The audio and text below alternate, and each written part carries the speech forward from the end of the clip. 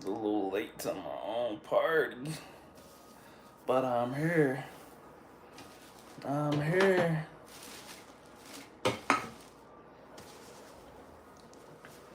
Where's my chapstick at, bro? Can't be on the stream with ashy lips, you feel me? Okay. We're in business.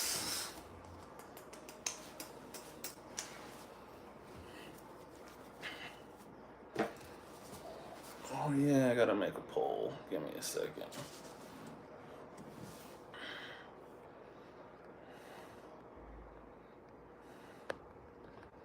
Have you commented a word that you've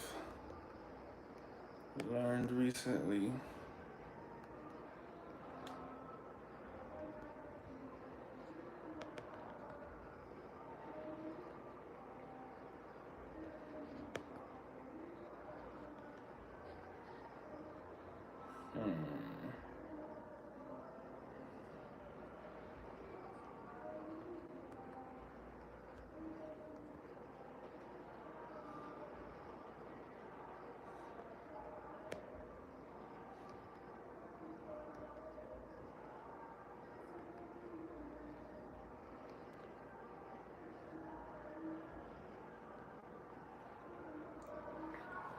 Okay. Should be good to go now.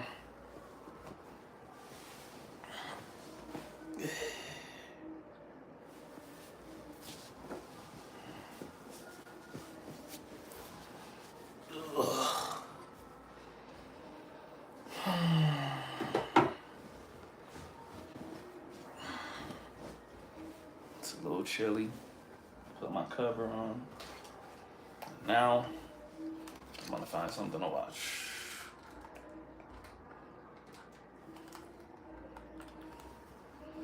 Nigga, I'm a ball player like Melo.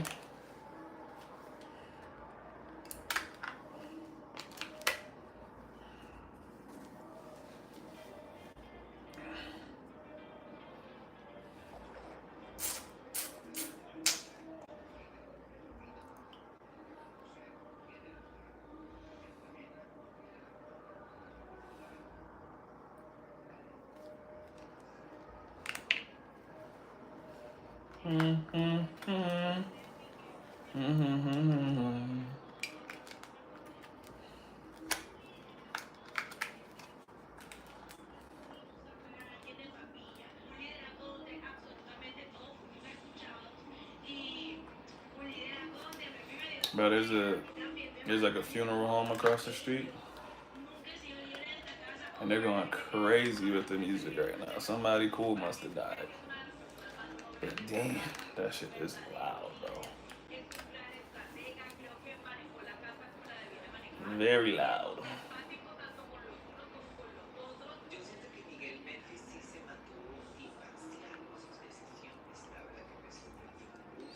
Alright, let's see if I can find something to watch.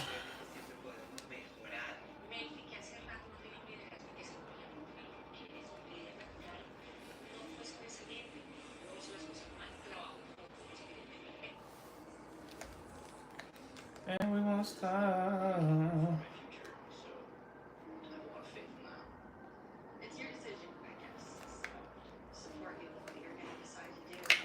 90 Day Fiance.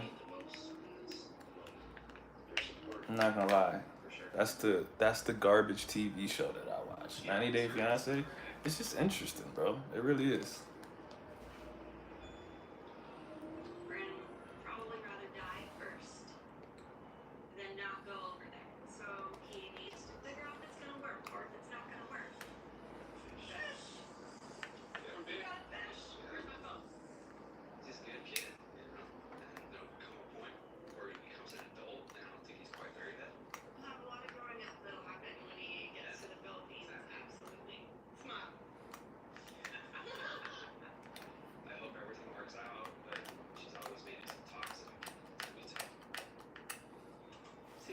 One second. Waiting for Holly to return in about 6-7 months, I think.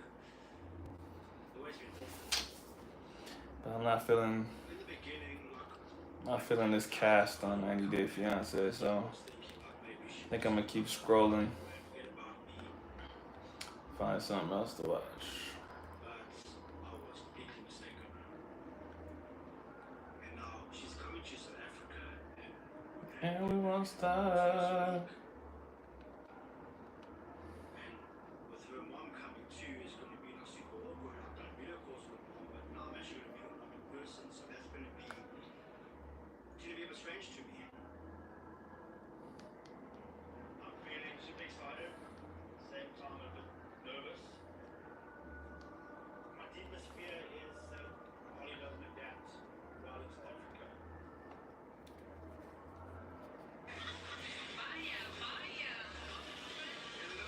Who voted and did not? Actually, let me see what you voted. How can you vote yes if you haven't left a comment? That's just lying.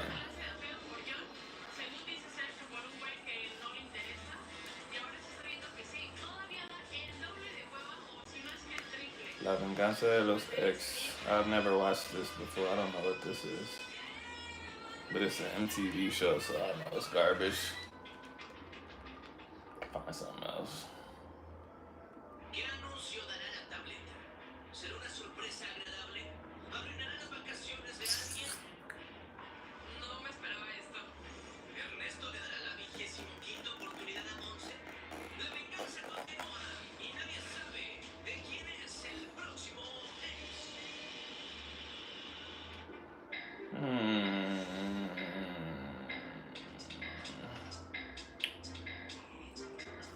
It's nothing good on TV, man.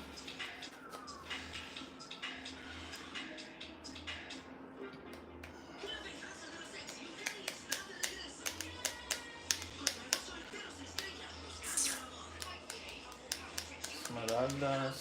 I don't want to watch that. One Piece. Definitely don't want to watch that.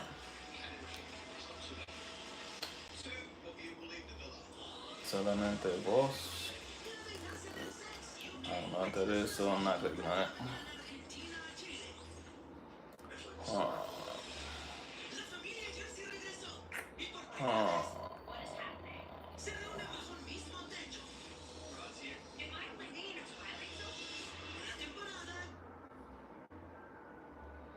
Nothing good on TV, bro.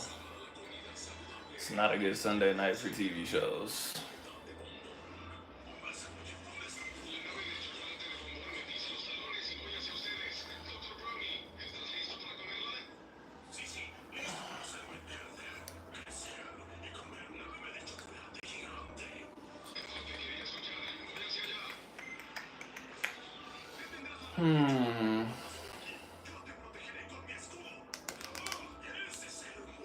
Looks like 90 Day Fiance is the only thing on TV tonight, man. Everything else is kind of Godzilla 2. I'm not trying to watch Godzilla, bro.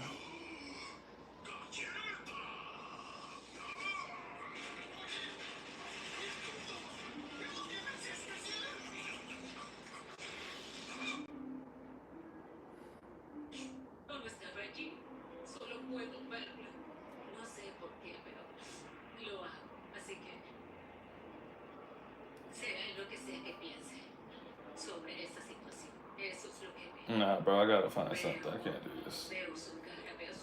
I gotta find something. Why have y'all not commented a word that you've learned? 2 people have said yes to the poll and have not commented a word or liked the video. 1 person liked the video, but somebody here is lying, bro.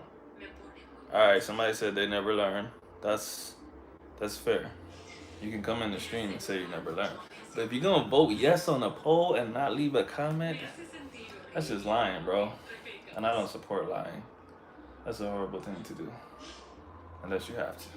Then it's accepted.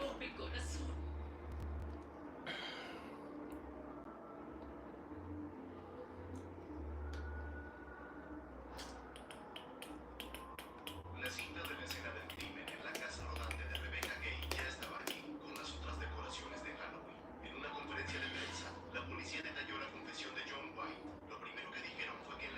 Alien. Alien was a good movie, but I'm not trying to watch that right now. Especially because it already started. I hate watching movies when you just pop in the middle like that. The Mentalist is my favorite show, but I watch it all the time, bro. So I'm trying to watch something new today.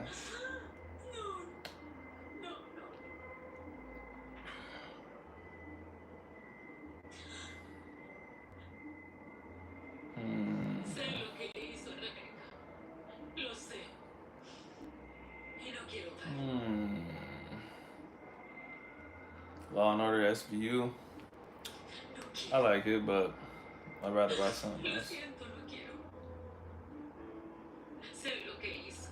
¿Quién tiene la razón? Entró en su caravana y la golpeó On the en move. la cabeza con un mazo y tuvo sexo Dragon con su Ball. cadáver y lo tiró a la cuneta. Y sí, ya lo viví. No es agradable para mí.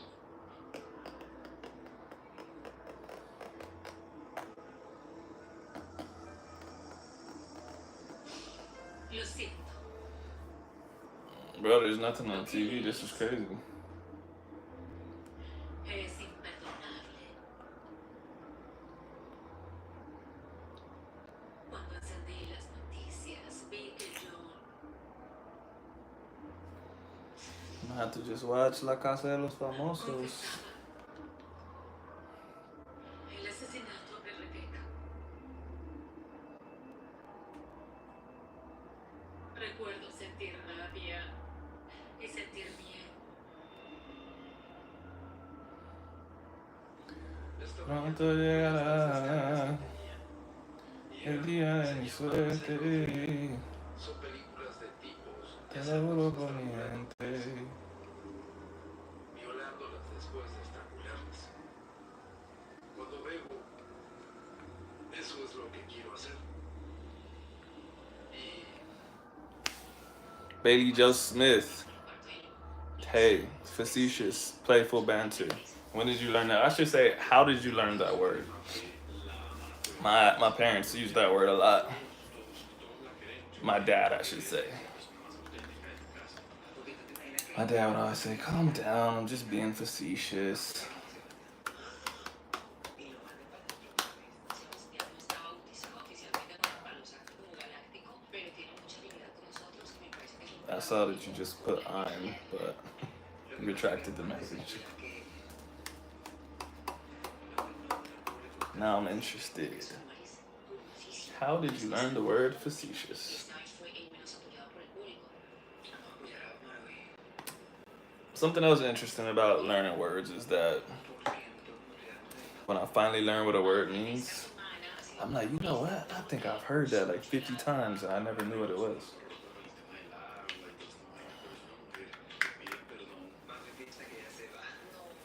I was homeschooled. I learned the difference between sarcastic and facetious. When did you learn it then? And how old are you?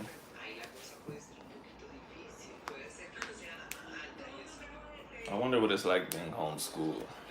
The only homeschool people I ever knew were pretty weird. But they did become less weird over time once they got older and kind of mixed in more with society and stuff. But I think there's definitely some things that you can miss out on being homeschooled. But there's some things you can get exposed to being in public school that you might not want your kids being exposed to. So it's a bit of a toss up. It's tough. Para mí de verdad un orgullo estar en este plan, porque en cada uno de ustedes me he encontrado a mí mismo.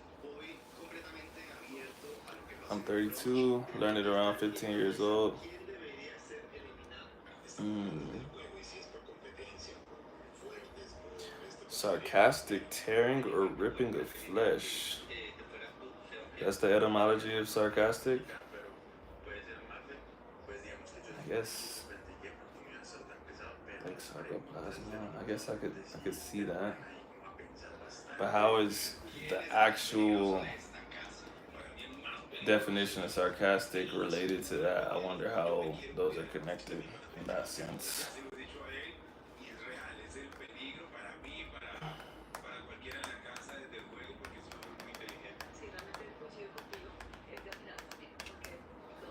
gotta look that up. That's weird. Never heard that before. What's the connection between how we use it now and where it originated? There has to be a link. Let's see. How could sarcasm and tearing of flesh be related?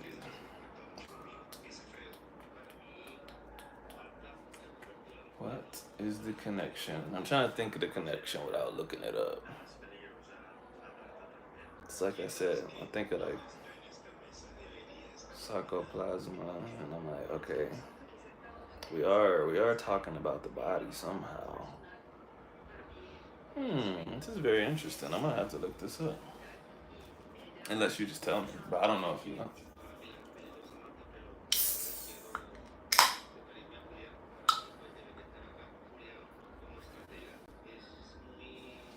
Stop me from being sarcastic, to be honest. Nah, I gotta look this up. I see the connection now. That's interesting. It did start off as being tearing of flesh, but I mean, I guess when you think about it, that's like the point of sarcasm, right? It's supposed to be something bitter that kind of pokes at the person. You can't really be sarcastic in a nice way. It's always kind of rude. So I see now. That's super interesting. I didn't know that. I never thought about the root of that word before. I wonder how many other things I say that have roots like that and I don't even know it. Kind of blew my mind. Yeah, that's definitely something. I wonder how many other people know that. That's super random. What else do you know? Do you know anything else interesting like that?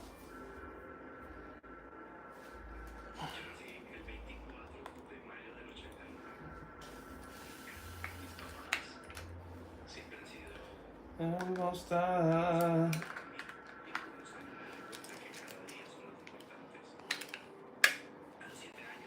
Pronto llegará el día de mi suerte. Te lo juro por mi mente.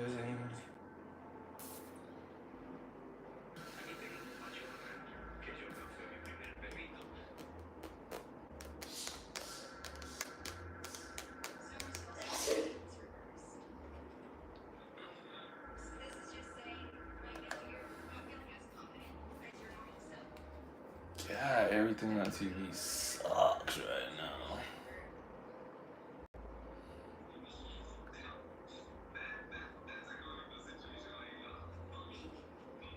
Final Destination coming on, but it don't come on until 10 o'clock, bro.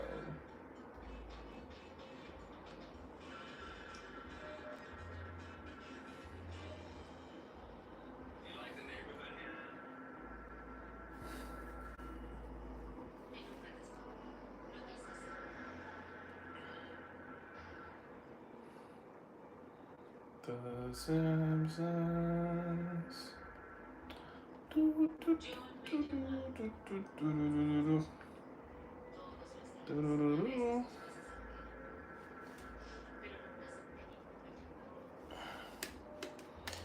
Anything that I've learned that changed my perspective, like a word or just anything, period.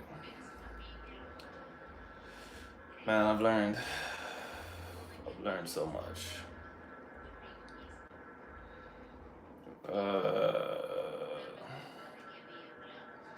The what you said reminded me of when I was a really, really little kid. I was reading Harry Potter, right? And I can still remember it like I was, like it's like I'm there. Like I was a little kid. I was in Germany, so I had to be 6, 7 years old, and I was reading the third. I don't know what number it is, but the Chamber of Secrets. And I read the word petrified, and I knew what it meant instantly from the context. But I remember I need to look this up, and I looked it up, and I understood it more. And then I learned about like the process of petrification and stuff like that. It reminds me of that word, how it's like it has a metaphorical meaning, but it has a real meaning too, like to turn something, into a rock or something like that. And so I was like, oh, that makes sense. Like if you're petrified, like you're basically, you know, kind of frozen in fear or something. Lady Hulk, W Beard, appreciate you. How you doing? But as far as your question about something that changed my perspective, I don't know. Lots of things changed my perspective. I read a lot as a kid. I mean, I still do read a lot, and I think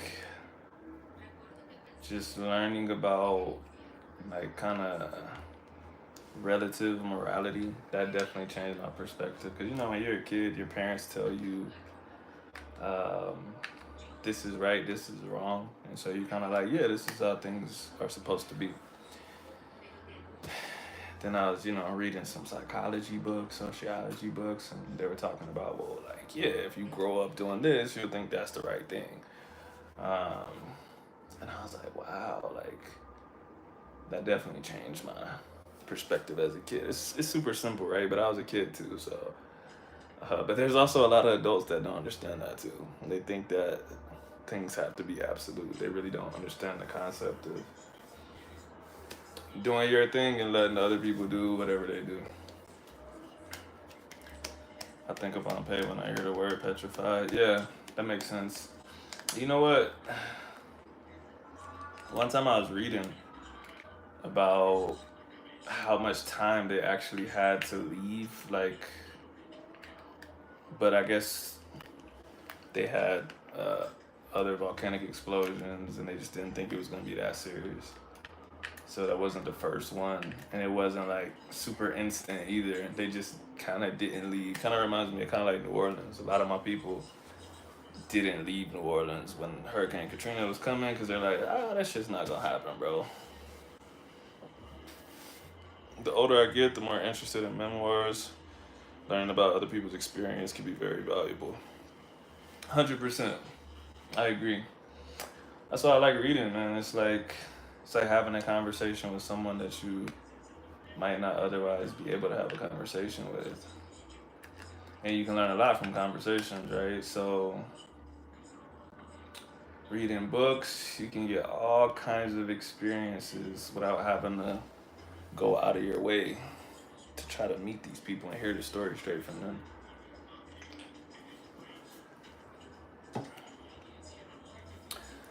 What what's the most interesting memoir you read, or what story comes to mind when you think about someone else's experiences?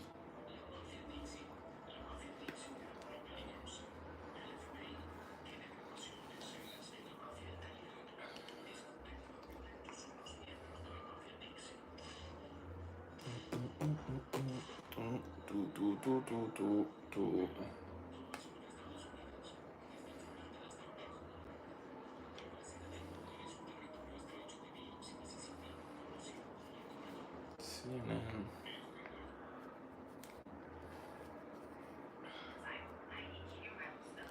The lives of people who walked with Christ. Like who?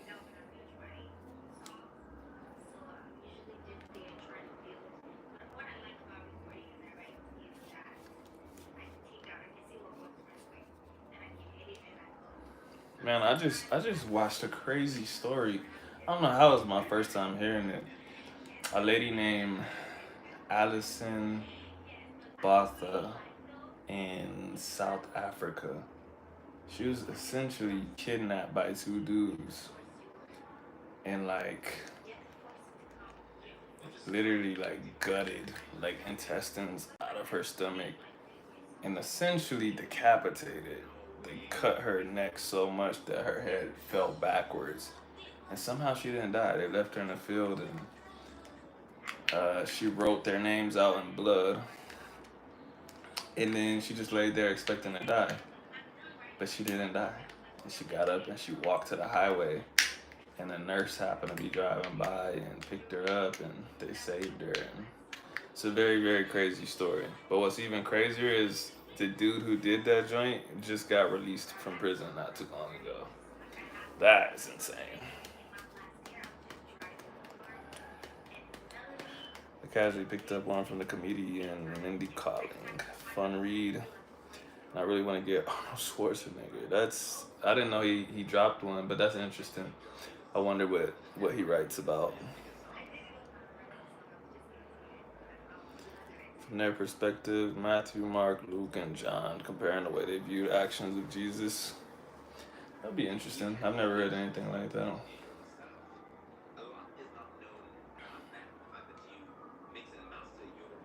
Mindy Kaling. I don't think I've ever watched anything of hers. I know who she is. Uh, but I don't know anything about her really. I've seen Twitter say stuff about her. Bad stuff, but I can't remember what they said. I never really paid attention to it because, like I said, I don't watch any of her stuff, so I wasn't interested. I'm pretty sure she has like a brother in show business too. They were talking shit about both of them for some reason. So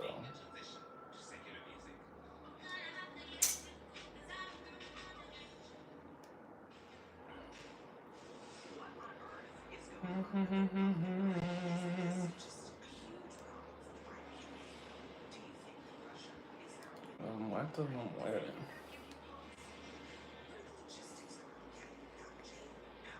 Interesting. What time is it? 9:10. That shit don't come on until 9:50, bro. Killing me. He did a lot of interviews, previewing it. Interviews from podcasts are solid for that too. Yeah, I'm gonna check that out. Does he mention the whole maid situation?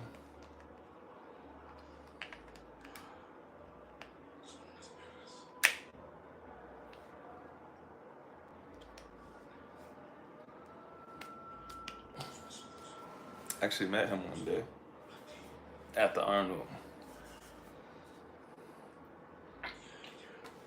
It was like right before I lifted too.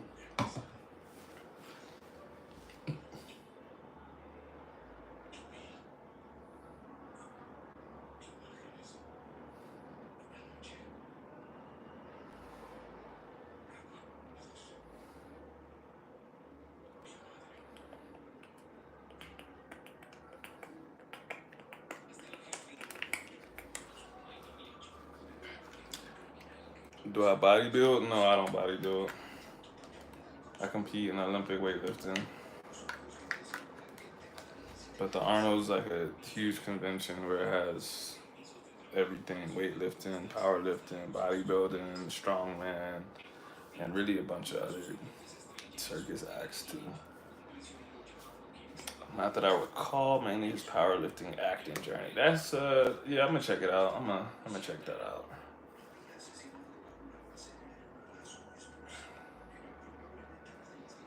I kind of feel like Arnold, Sylvester Stallone, John Claude Van Damme, they kind of got real lucky. Like the timing was good for them because nobody would ever let those dudes act now. Like if they were new and upcoming,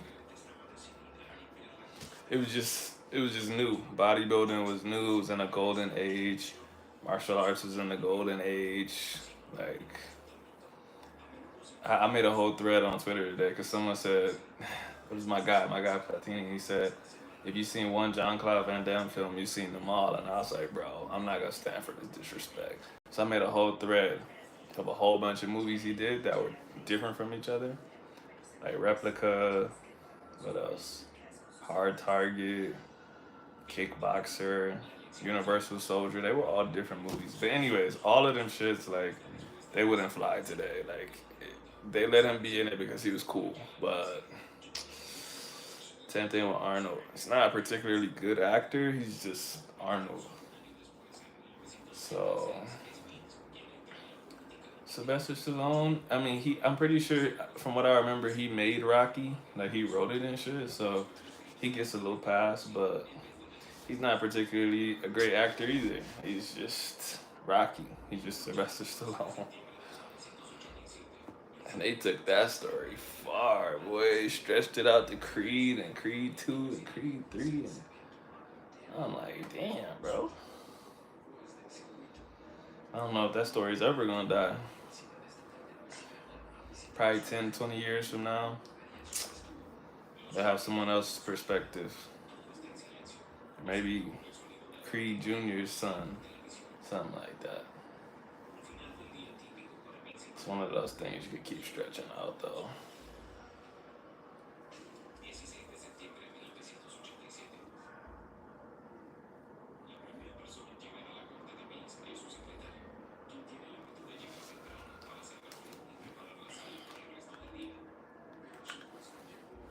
God bless. Thanks for stopping in and teaching me the origins of the word sarcasm. That was super interesting. Don't know if I'm gonna use that word anymore.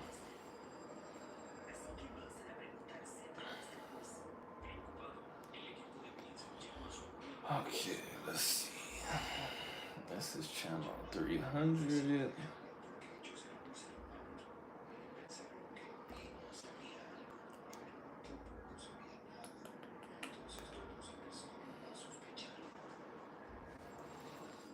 I gotta find something.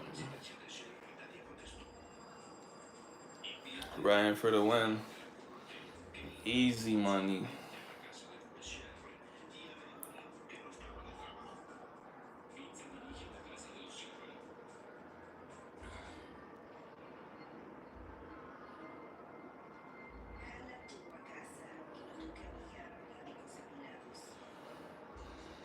Malverde.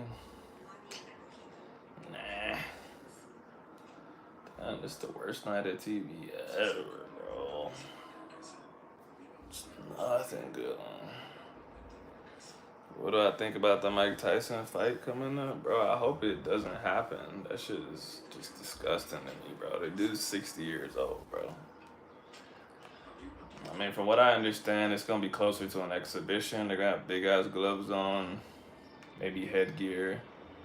But still, I just don't get it. Like, for what, bro? For what?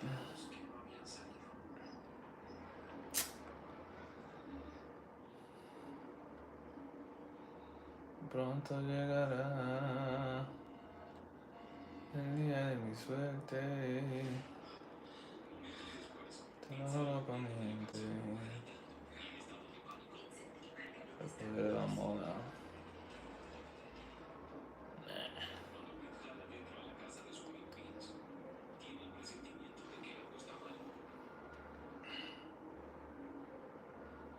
What I'm interested in is Better Beef, B-Ball, June 1st. If he knocks out Mike, fans will hate Jake Paul. They already hate him, bro. And if they don't have some very strict stipulations on that fight, he will knock Mike Tyson out. The dude is 60 years old, bro. I don't care how fast he looks on the video, doing his, you know what I'm saying, doing his thing. That shit is way different looking fast by yourself compared to looking faster than someone else. You get what I'm saying? And so, I don't know, man. You can't be young forever. You talking about on this side of 40? Okay. You could be 36, 37, 38, 39, even 40. And still compete with 20-year-olds. Bro, 50? No. 60? Hell no. Like, it don't matter how bad you was back in the day, because it's not back in the day no more, bro. And I just don't think he gains anything from fighting Jake Paul. Even if he wins, it's just gonna be like, why'd you do that, bro? Like, why are you putting your health at risk for nothing, bro? For all I know, he has financial troubles. Maybe he feels like he has to do this. It's very possible. But he got a nice little podcast going and stuff, so I don't think he's hurting for money, but I don't know. You never really know.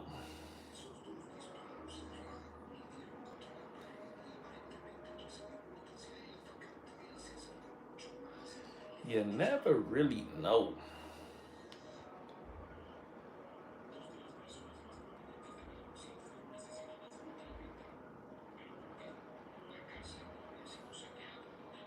If him left,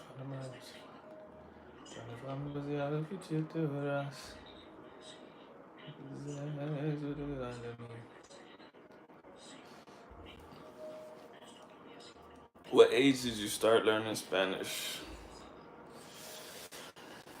Hmm. You want like the full story, or just when I started taking it serious, like a couple years ago? Because those are two different answers. Because I always like to be pretty transparent with people and let them know that like I did have a little bit of a base because I grew up in Texas, so we learned Spanish in school, but it's not. I couldn't use it. You know what I'm saying? We learned like the alphabet and like present tense conjugations, but you leave and then you don't know shit after that.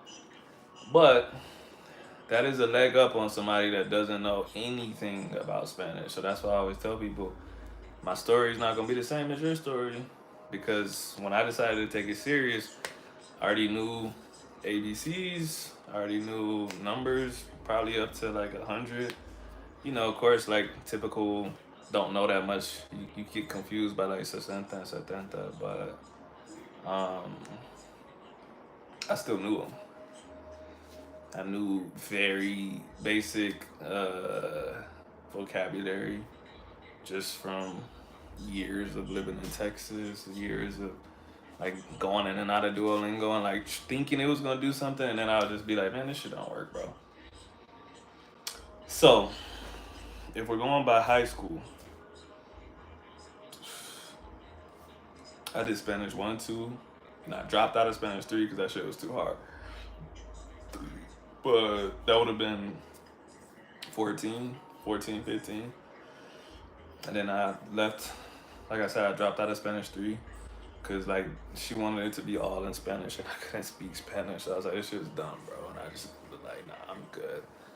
Um, so from, we'll say 16 to whenever 2021 was, what, 3.5 years ago, I would have been 29. I'm 32. So I was 20, yeah, I was 29 when I was like, you know what?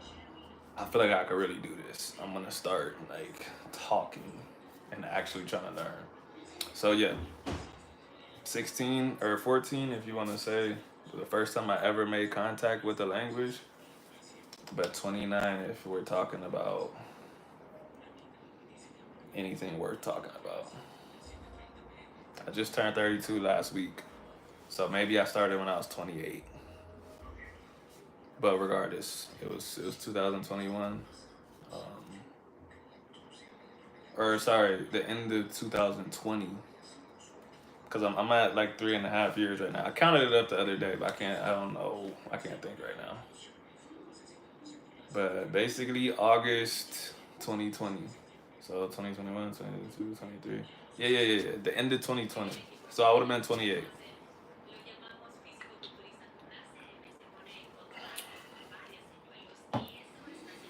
Full story. Yeah, I just told it. But yeah, like I said, that shit is definitely different to have a base and to not have a base. But if you seen me tell my story on here before, bro, or if you know my story, like I said, that base is something, but at the same time, it's nothing. Cause like I literally could not talk to people, bro. If it was on paper, I could be like, oh yeah, this means this, I think, and oh yeah, this is just saying this. But if someone said something to me, I couldn't understand it. And the thing that really made me like, yo, I'm gonna bite down and like really learn this shit was like, I had a client that didn't speak English, and I would literally have to, I would have to like point at myself, and I'll be like, yo, and then I would like do squats, and I'll be like, tú, And I be like, damn, bro, I need to learn how to talk so that I can like give her commands and tell her to do this and say, oh, we're about to do this. And I would literally just point at me, point at her, and do that. And then like slowly, um, I would just start asking her. I was like, ¿Cómo se dice esto? And she didn't speak English, but if I did like a motion, she would be like, oh, las sentadillas. Oh, okay. So then I'll realize, like, I'll come back to the next session and I'll be like, oh shit, like, I remember las sentadillas, like, without having to, like, Google it or something like that. So I would just keep asking her, like, oh, how you say push ups, flexiones? Oh, damn. I'm like, oh shit. And I would remember it. And so I was like, yo, I'm pretty sure I just been going about learning the wrong way this whole time. And that's how I got the idea to hit up my boy in Colombia and be like, yo, all you gotta do is just call me on Skype, talk to me for an hour, and I'll pay you. That's what I did. That's what I did. But yeah, I got that idea from like I said, oh shit. I just scratched. I forgot I got a tattoo, bro. I just scratched the shit out of myself, bro. Um, like I said, I realized I was learning a lot that way, and then like also during that time, I had seen uh other people on YouTube, like Mike Ben and some other people, and I like, you know how Mike Ben had set his shit up where he would post every month. And I'd be like, yo, bro, really just talking, just having conversation. So then that kind of like let me know like I'm on the right path, bro, because that's what he's doing too. And I saw like a couple other videos. I remember I saw this video. I couldn't tell you who made it, but it always just it sticks in my mind because it was something that just made sense to me. But it said, don't learn a language, acquire it. And I didn't even like before I even clicked on the video, I'm like, bro, that's what I'm doing right now. Like I know I'm on the right path. It was like a sign that I saw that shit. And I clicked it and I watched it and it was good. But yeah, so I'm trying to tell people, man, I did all that Duolingo shit, bro. I did every app you could think of, bro. I probably tried it in the past because I consider myself intelligent, bro. So I'm like, if you can do it with these apps, I can do it. And I'm not gonna say I didn't learn anything, but learning and being able to have a conversation, big difference. Big difference. And those apps, bro, they'll give you a false sense of security. You'll really be thinking like, yo, I know all of this vocabulary, all of this. And then somebody fucking says, ¿Cómo estás? And you're just like, and you just forget everything. It was like an hour long, the video on acquiring. I don't remember. It's been a really long time since I watched it, but probably.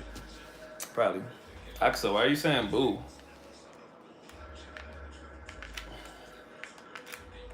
Sorry guys, Axel's crazy. She's just a crazy person.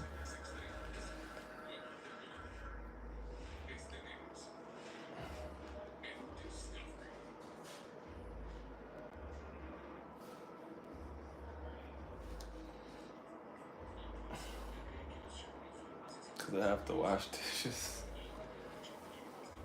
I could wash them, but I ain't gonna wash them right now.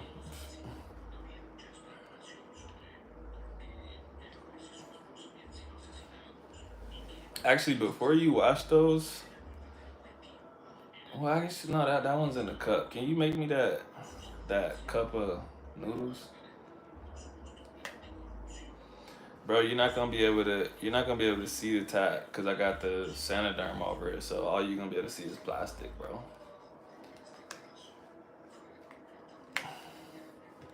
Serendipity. You just learned the word serendipity, or is that just a word that you learned in the past?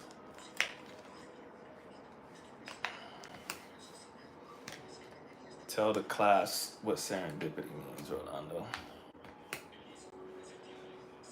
Also, how much you pay for the hour for what?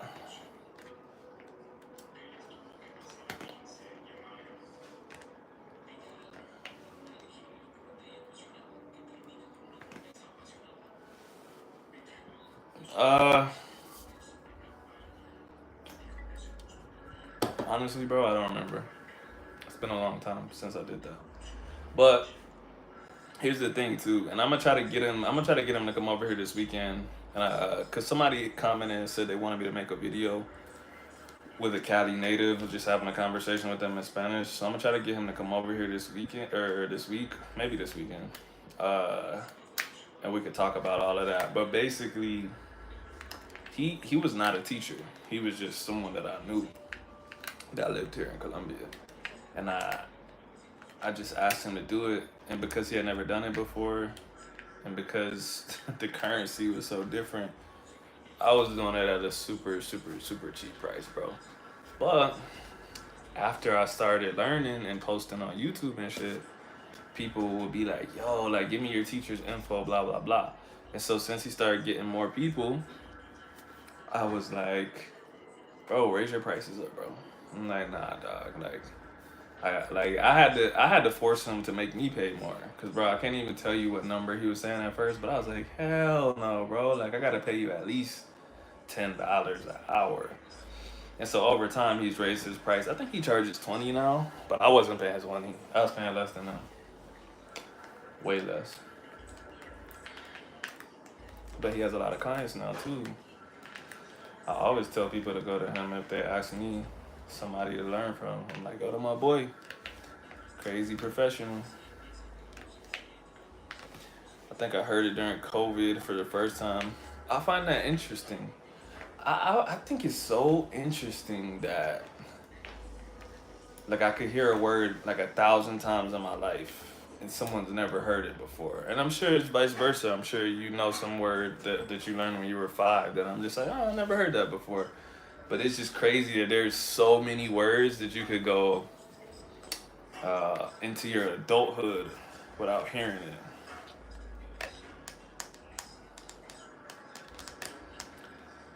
The faculty or phenomenon of finding valuable or agreeable things not sought for.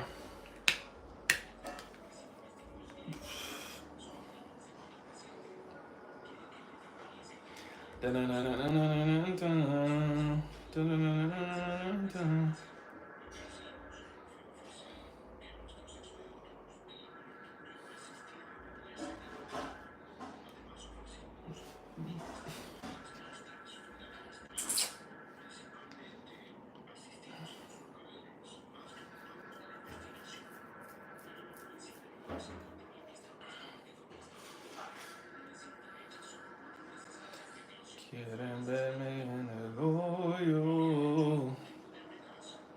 Si me critican, quieren mi vida. Fuck boys.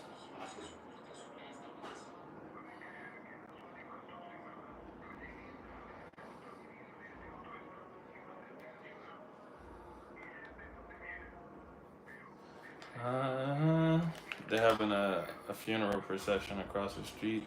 Bro, that music is so fucking loud. Like, literally, the bass is shaking my room, bro. Like, I can literally tell you what the song is, and it's outside. This song is Quien es Davey. I can hear this song. Uh, like, they gotta be losing their hearing out there, bro. What's the tattoo of? The tattoo is of a warrior named Gavarino. You should look it up. It's a crazy story. He was a chief in Peru. And when the Spaniards came, they chopped off his arms to make an example of him because he was trying to rise up and like, fuck that, y'all can't come here. They chopped off his arms and sent him back as a message. And he went back and he said, look what they did to me, bro. We gotta go harder. They didn't get scared. They're like, we gotta fuck them up for real now. And so they tied swords to his arms. And then he went back and fought again. He died, but that was some G shit. So I got him tatted. I got warriors tatted all over me, bro. Right here, I got La Huicole. La Huicole is a cool story too. Another person resisting colonization. Then I got like a little Spartan warrior right here. Are those car alarms? Yes. I've been hearing him so much, I just stopped paying attention to it. Sergio, hello. How are you, Sergio?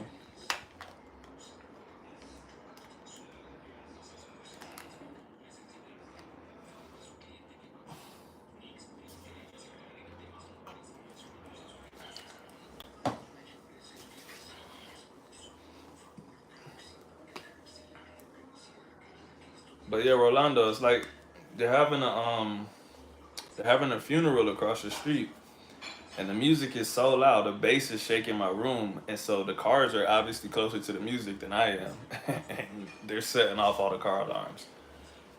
I typically, I mean, obviously I stay in the house right now regardless, but when I was walking around, I would try not to be outside when those dudes are having funerals because they're usually having a funeral because like a gang member got shot. And so they're outside, hella tatted, mean mugging. And like there's always a chance that the people that killed that dude are gonna slide by to hit more people. So I'm always like, yeah, let me stay inside, bro.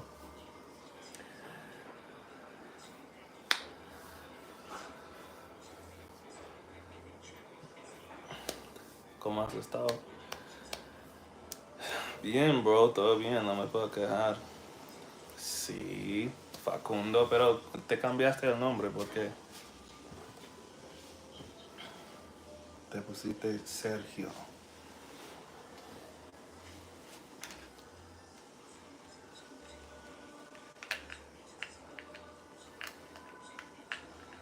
¿Cómo van las cosas en Argentina, bro?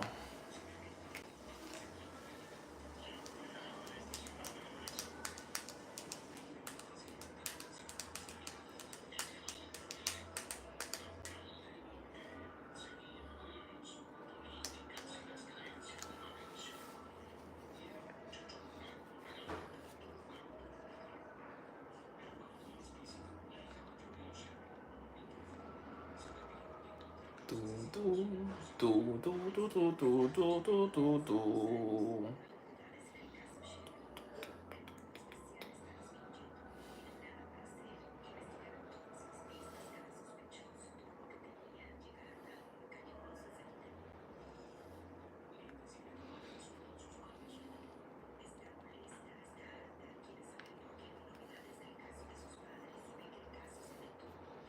Por esa razón me cambié el nombre.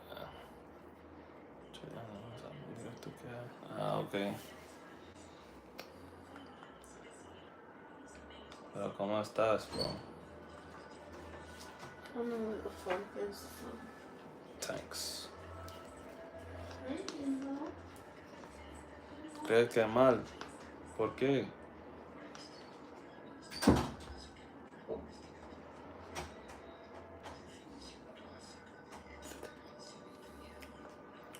I'm eating noodles with a spoon because I don't know where the fork is.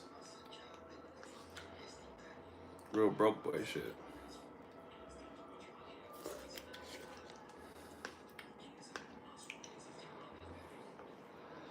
Absolutely poor people shit. I can't even scoop up the noodles, bro. This is insane.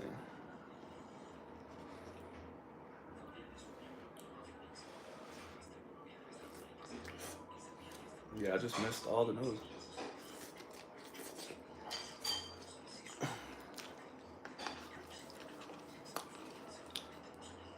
Spicy noodles.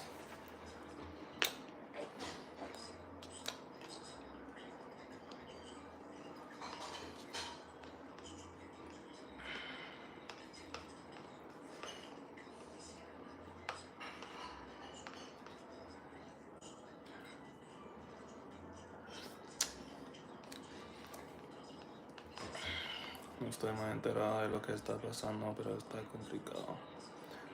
Lo que sí sé que está tocado.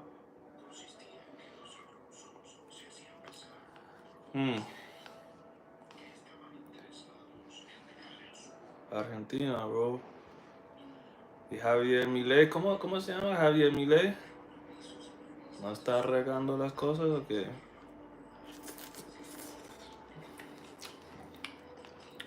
Buenas noches. Saludos desde NY, New York. What part of New York you in, bro? Chinese are the hottest. The other day I had a big one, and it was the real Chinese one. That shit was hot. This shit is not hot. How am I doing? I'm good, so I'm okay. I messaged Dre, but I didn't get to look to see what he said yet. But we'll see if he's. It was Korean. Oh, my bad. Axa said it was Korean noodles, not Chinese. But Giselle's Colombian. She might just call everybody Chinese.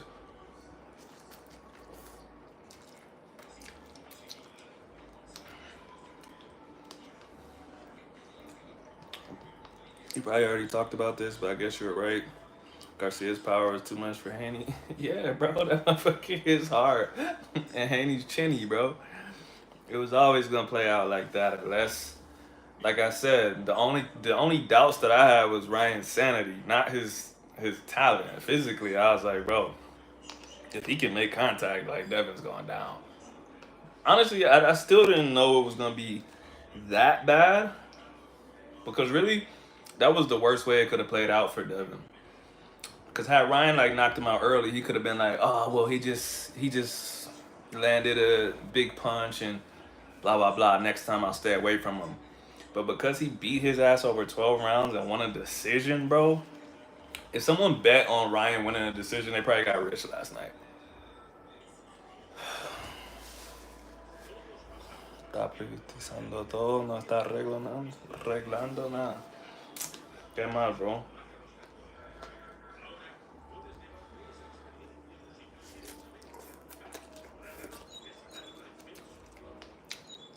I found him in Mexico, the real deal.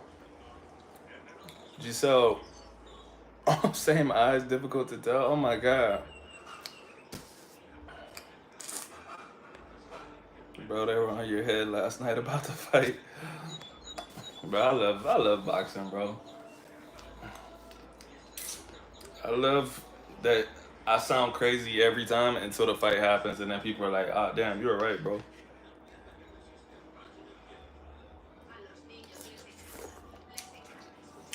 I can't tell who's from where, bro. Koreans and Asian or Chinese do not look alike. Ryan was plus 600, bro. Everybody that asked me, I told them, I said, bro, if Ryan is mentally sane, like he will win. I literally, my only concern was like, yo, and when he got close a couple of times, bro, he did lose a point. But my only concern was he might get DQ'd. I'm like, he might do some dumb shit and get disqualified. Like he punched during the break a couple times, which is why he lost points. But yeah, I was worried he was gonna like just like flip out and elbow him or something. But I was never thinking that Haney was just gonna beat him up. Like people were saying Haney was gonna knock out Ryan, and I'm like, bro, Haney hasn't knocked nobody out in 5 or 6 years, bro. Like that's a crazy thing to say. I don't know where people was getting that from.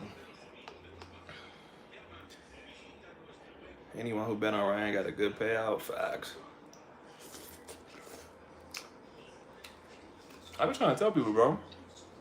I don't bet, so all my shit is unbiased. It's just literally what I think. I be wrong sometimes, like 1 out of 10 times. I would say I'm like 90% when I pick. Every once in a while, I just be like, damn.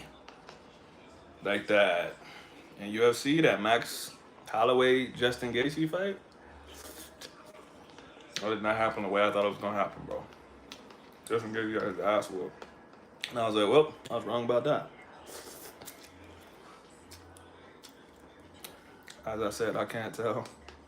You sell your racist.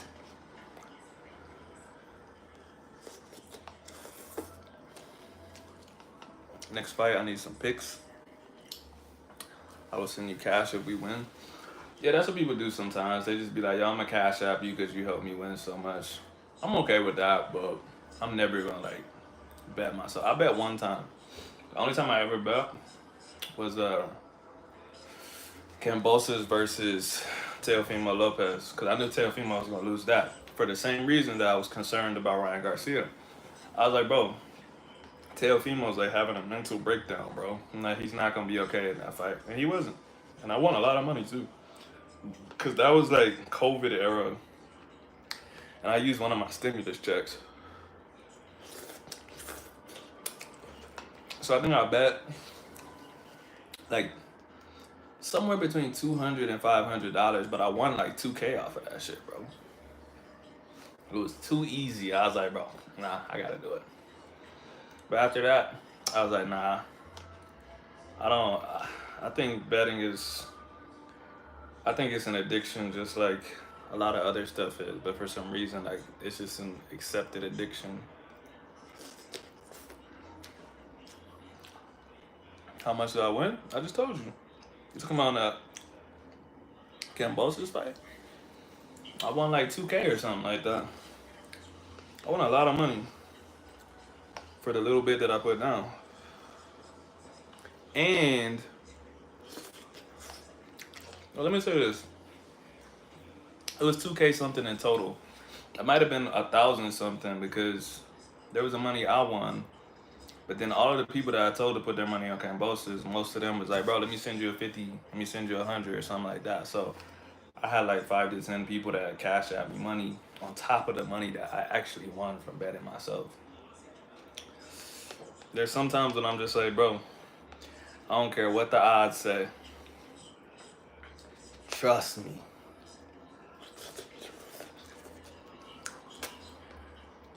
It's like, for instance, Ryan, he wasn't one of those ones. If people ask me, I always say, like, if I don't know if any of y'all message me, but like, I can pull up my Instagram messages. Anyone that asks me, I was like, I don't know what's gonna happen. I can't tell you. I was like, if Ryan is sane, to me, he's better than Devin Haney. I think that if he was mentally sane and they fought 10 times, Ryan would win more. Probably every single time. But there is a mental component of fighting. So I didn't want to tell nobody, like, hey, bro, put 1,000 on Ryan. They probably would have been happy if I did, but I can't do that to people, man. If I don't actually feel 100%, I can't lie and say I do.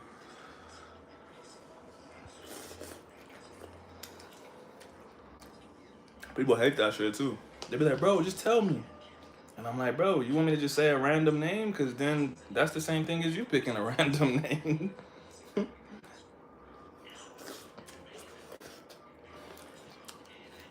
They are good, bro. Yo, bro, remember when you said you eat noodles with your hand, bro? I ain't forget about that shit. That was crazy.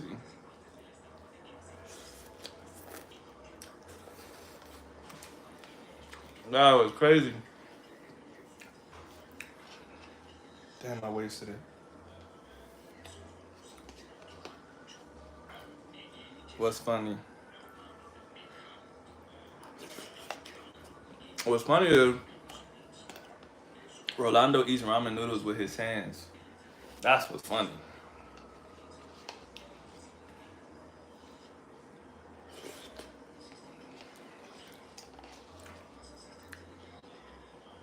I dried my hands off to type that. To type that he eats noodles with his hands. You remember that shit?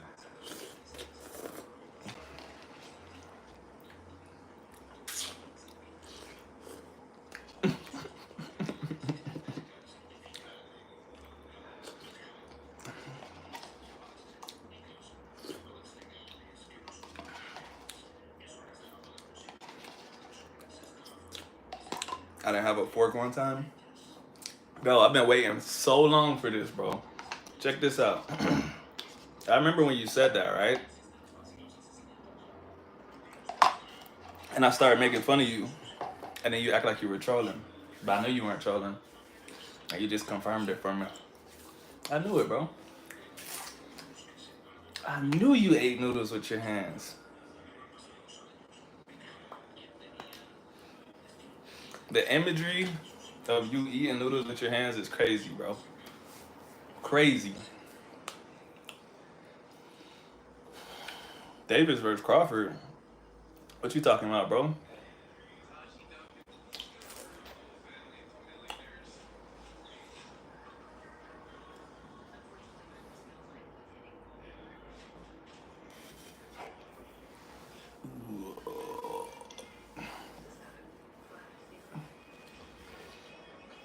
Noodles got my body temp up.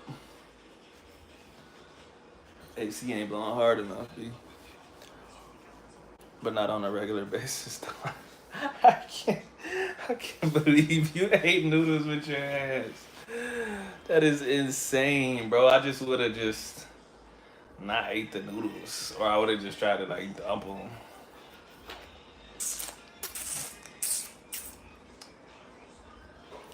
That is crazy. That's almost crazier than whatever the fuck Giselle was talking about last time. Giselle said she be eating nachos and what did you say you put in that shit, Giselle? It was some nasty shit, bro. I was about to cut the live off. Nachos and nah, what was it? It was something that didn't mix. Do you prefer cup or packet noodles? Packet noodles, bro. Because with the packet noodles, I just ate some packet noodles. What I do is I make it, you dump the water in, boil it, but I don't put the seasoning packet in. Then I drain the water so that the noodles are dry. And then I dump this on top of it. So it's like dry, sour noodles kind of. Shit's so good, bro. You can't do that with the cup noodles because they already got the seasoning dumped out in there. But I like dry noodles. I don't like wet noodles. I know that sounds crazy, but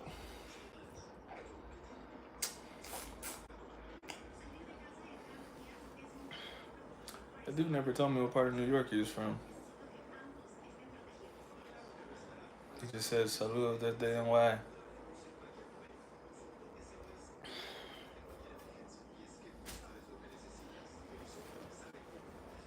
I used to work with Chinese people and they made the best ramen I've ever tried. They added eggs. Oh yeah, eggs and noodles is good. Giselle, don't try to skate past the question. What did you say you put in your nachos? I want everyone to hear this.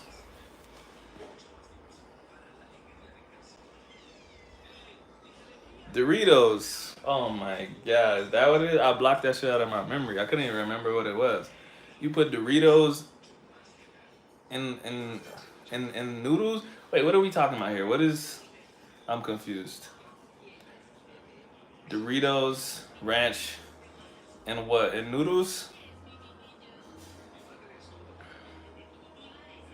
Darius, you never ate ramen before? This whole chat is just crazy right now. I'm confused by everybody.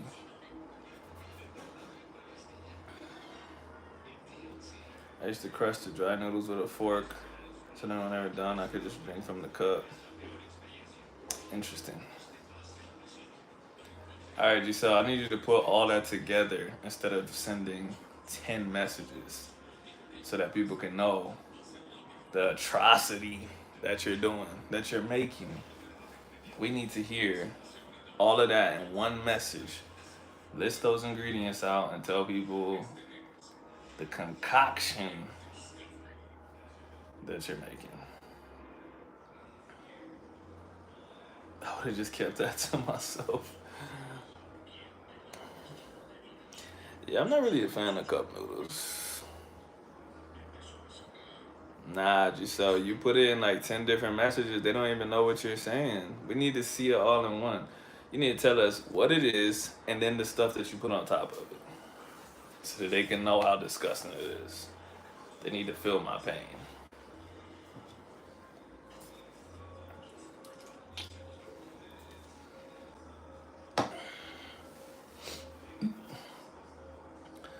Oh my god, you don't listen. You about to do it again. How you gonna put the Doritos by themselves? You could have put this all in one message.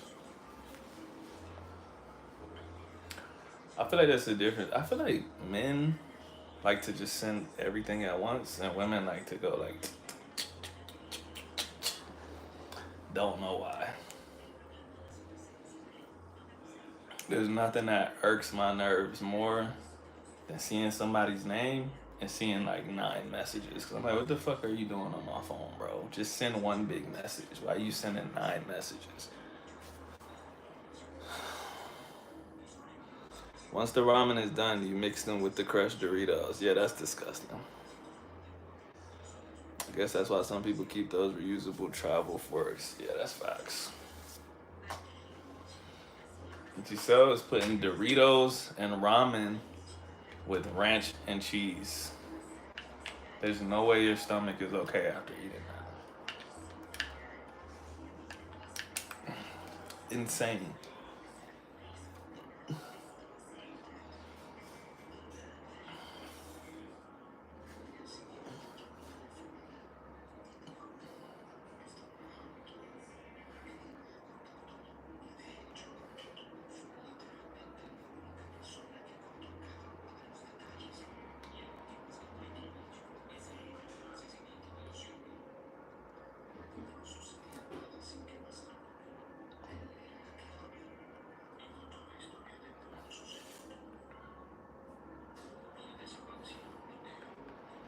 I don't feel as bad after hearing about yourself. I told you, bro, that shit is disgusting. Nothing's worse than that. I'd rather eat noodles with my hands than eat them with Doritos and ranch and cheese. She tried to say that shit like it was a delicacy too, bro. Like, I was like, what are we talking about, bro? Disgusting.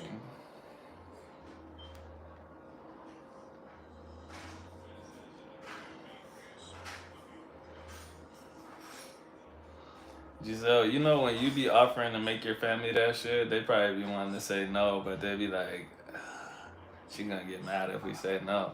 They be like, oh yeah, Dorito noodles. But then when you walk away, they be like, oh, why she keep making this nasty shit?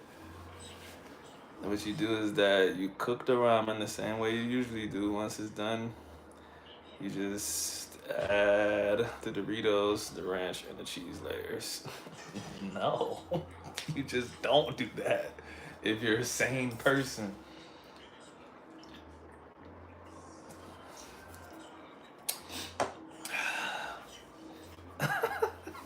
I told you, Giselle, nobody's gonna be on your side with this. Nobody.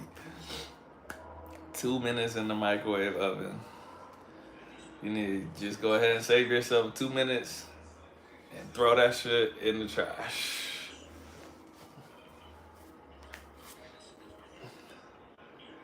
Nah, man, we need to get you a new signature dish.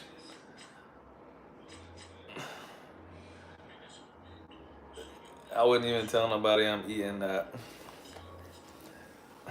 I would just I would just lie. If somebody caught me with noodles and Doritos and shit, I'd just be like, nah, it's not what it looks like, bro. I like it, that's what matters. No. What matters is that you stop eating that. That's what matters here. I feel like that's a delicacy in Colombia. No, it's not. It's only in Giselle's house. Yeah, I really don't know if our dog would eat that.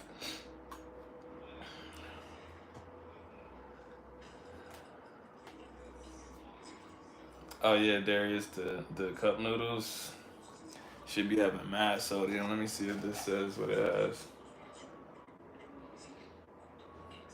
815 milligrams, and this shit is lower than the ones in the States, bro.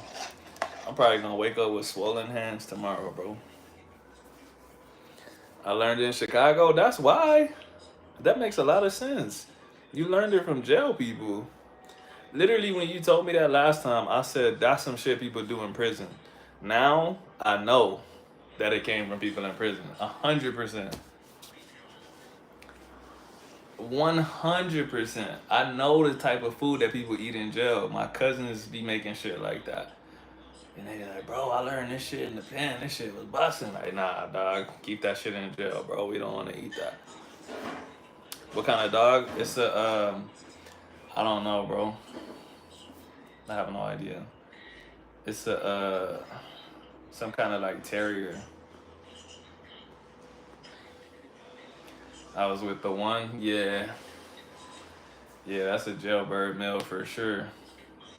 That's the kind of shit my cousins be doing. They make ramen noodles with like, well, they got better recipes than the one you talking about though. They be like cut up hot dogs up in there and cheese and stuff. I know, as I said, I know jail food when I see it. Now it all makes sense. All you had to do is say you learned it in Chicago, and I'll just be like, oh, okay, now. It's not really a crime that you learned it. It's a crime that you are continuing to eat it like you're in jail or something.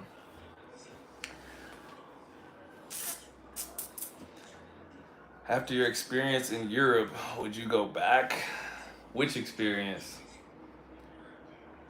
Uh, I really haven't been to Europe since I was like 18, bro.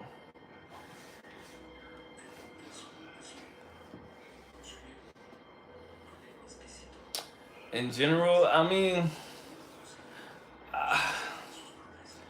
man, Europe just really doesn't interest me, bro. I would go. I would need a reason to go. If if my wife was like she wants to go to Europe, I'll be like, okay. If you say you want to go to Europe, I'm like, oh, okay, like we should all plan something and go. But I'll go for y'all. I wouldn't go for me. There's nothing there that I'm like, oh, I want to go see this or something like that. Not really. But if you just like traveling, if you just want to see the world, I don't think there's anything wrong with like just going to experience something new. But one thing I will say is that being black, you are automatically you can't even like pretend to pass as one of them. You know what I'm saying? Like you can't be like, oh, I'm Greek or something like that, bro. Like they're gonna look at you and say this dude's American. Now, what I will say for you and anyone else that speaks good Spanish, you could pretend like you're from South America, and they will treat you better than they'll treat an American. But you still ain't one of them. And I mean, anti-blackness is global, right? So you can't just not have experiences because you're worried about racism and stuff. That's just gonna happen everywhere, bro. But it definitely happens more in places where there's less black people. So, you know, I know some people that have had some bad experiences, but at the same time, nothing has ever happened to me really bad besides like in France, they were kind of treating me like shit. In Paris, particularly. And I was a kid too, bro. I'm like, bro, I just want some fries, bro. Why y'all talking to me like this, bro?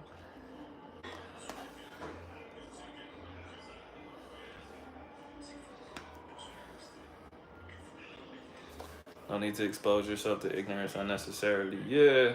But like I said, man, it's not guaranteed to happen to you. You just gotta go knowing that it's a possibility. But to me, there ain't nothing good enough there for me to like be like I'm willing to expose myself to experience blank. You know what I'm saying? Like there's literally nothing there. I don't be like their food don't be good to me. Everyone's like, oh Paris, this. I'm like, bro, this shit don't even taste that good, bro. What in the Freddy Krueger and Chucky is going on with your beard? I don't know, man. I don't know. I just be doing what I do, man.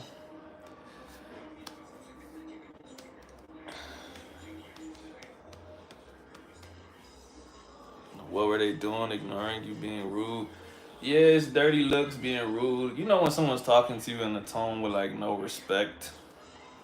It kind of reminds me of how some Americans treat Spanish speakers. Like they'll be like, ah, "It's been so long, it's hard for me to remember exactly what they said." They basically ask me like, "Why didn't I speak their language?" And I'm like, "Bro, I'm just visiting. I don't know. What do you want me to do, bro? I just want this." And they're like, "I don't understand what you're saying." And I'm like, oh, "Bro, just wanted a burger, bro. That's all. That's all, bro."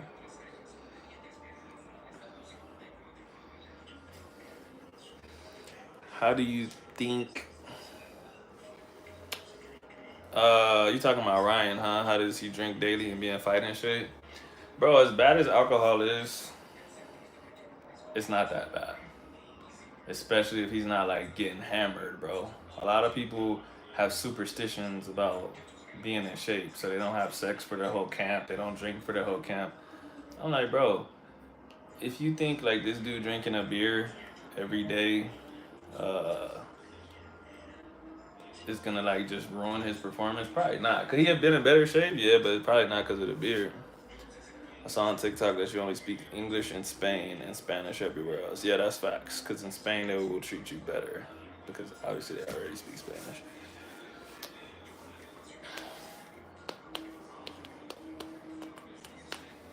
You do look way different with the beard completely dyed. Yeah, it's always just like the first week. That's why I don't even be trying, bro. I just dye it. And then after like a week or two, it basically be gone and it just be at the bottom. I tell them Mexican culture comes from France. That's interesting.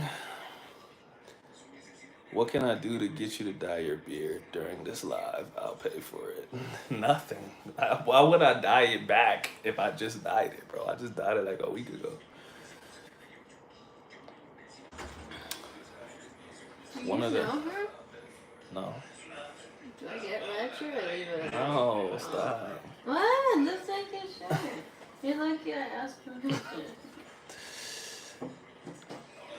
One of the fittest dudes I know drinks a beer with a huge bag of gummy worms every night. Dude is the fittest 43-year-old I know. Yeah, I know somebody like that too. I know a couple people like that actually. But that's what I'm saying. Uh, like, I think I probably made this comparison before, but like, fitness and everything else is kind of like brushing your teeth. You know what I mean? It's the action of consistency. It's not like you can't brush your teeth really hard one time and have magically clean teeth. And if for some reason you lost your toothbrush and you couldn't brush your teeth one night, you wouldn't lose all your teeth.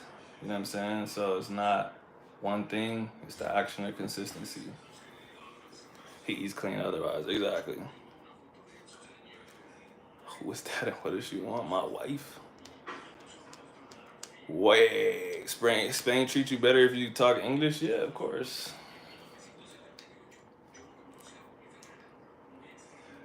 I don't have no conflict.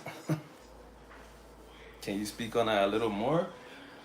There's just some places in the world that Americans get treated better in. And there's some places where they don't. You know what I'm saying? So if they know that you can speak English in Spain, they'll treat you a little bit better.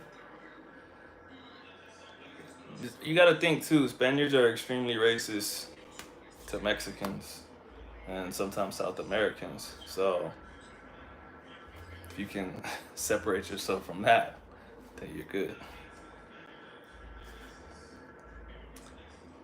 But let me make another little side note. There's you're still black. You know what I'm saying? Axa's not black, or Mexicans are not black. So they have a different experience. If they can show that they're not from Mexico, then it's like, oh, okay. But you like, I'm still gonna be black even if I speak English. You know what I'm saying? Some Spaniards, I don't need to say some. Here in Colombia, there was a meme of a homeless man looking in shape, like Arnold Schwarzenegger. But what's funny about that? What's the meme exactly? Like, why did they make it?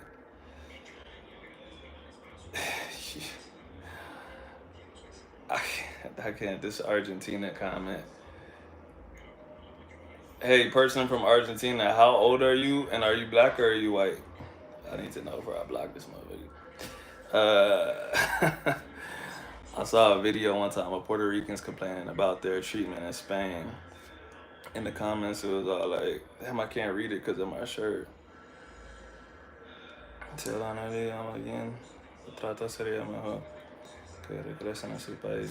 Yeah, like I said, Rolando told me to say some Spaniards, but that's like saying Americans are racist. Yes, that is like saying that. That's exactly what I was saying. I don't need to say some. When it happens enough, you should understand that there's an exception, but it's not like an isolated incident. If someone says men are dangerous, I don't need to be like, wait, I'm not dangerous. There's so many men that are dangerous that I understand what they're saying. I don't need to like try to make it like, oh, make sure you exclude me out of that group. I know I'm not a part of that group, bro. There's a lot of racist Americans, bro. There's a lot of racist Spaniards. I don't need to be like, hey, there's a small population of Spaniards that treat Mexicans like this. It happens enough.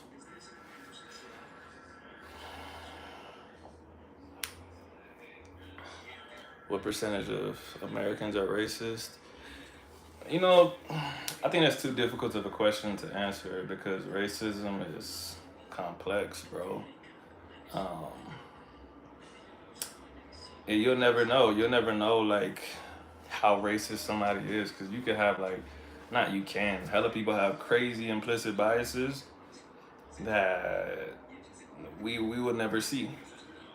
And then that's an argument in itself. It's like, are you really racist if you just have an implicit bias but you're not trying to act on it? Because there is a difference between like extreme racism and just the way people are because they grew up in the system.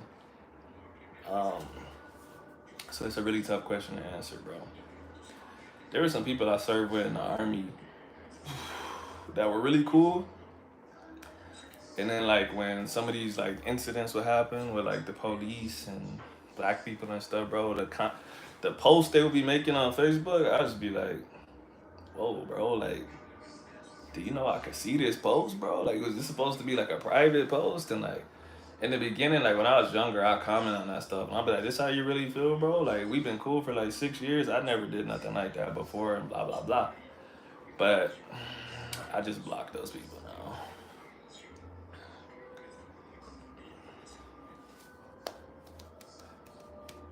I never get offended when girls say men are trash. A lot are. Yeah, exactly.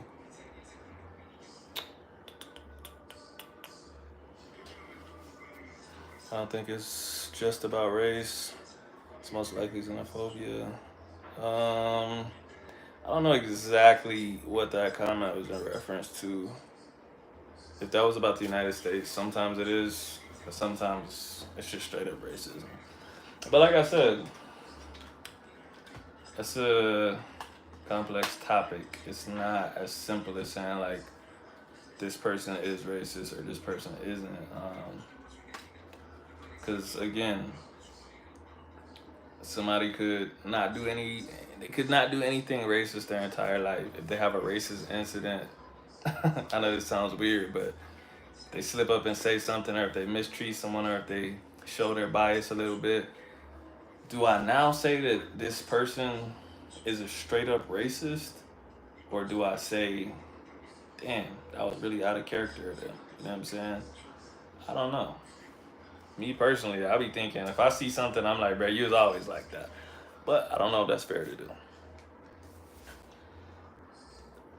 I also think you can find places in the U.S. with little to no racism, or where one could be shielded by it.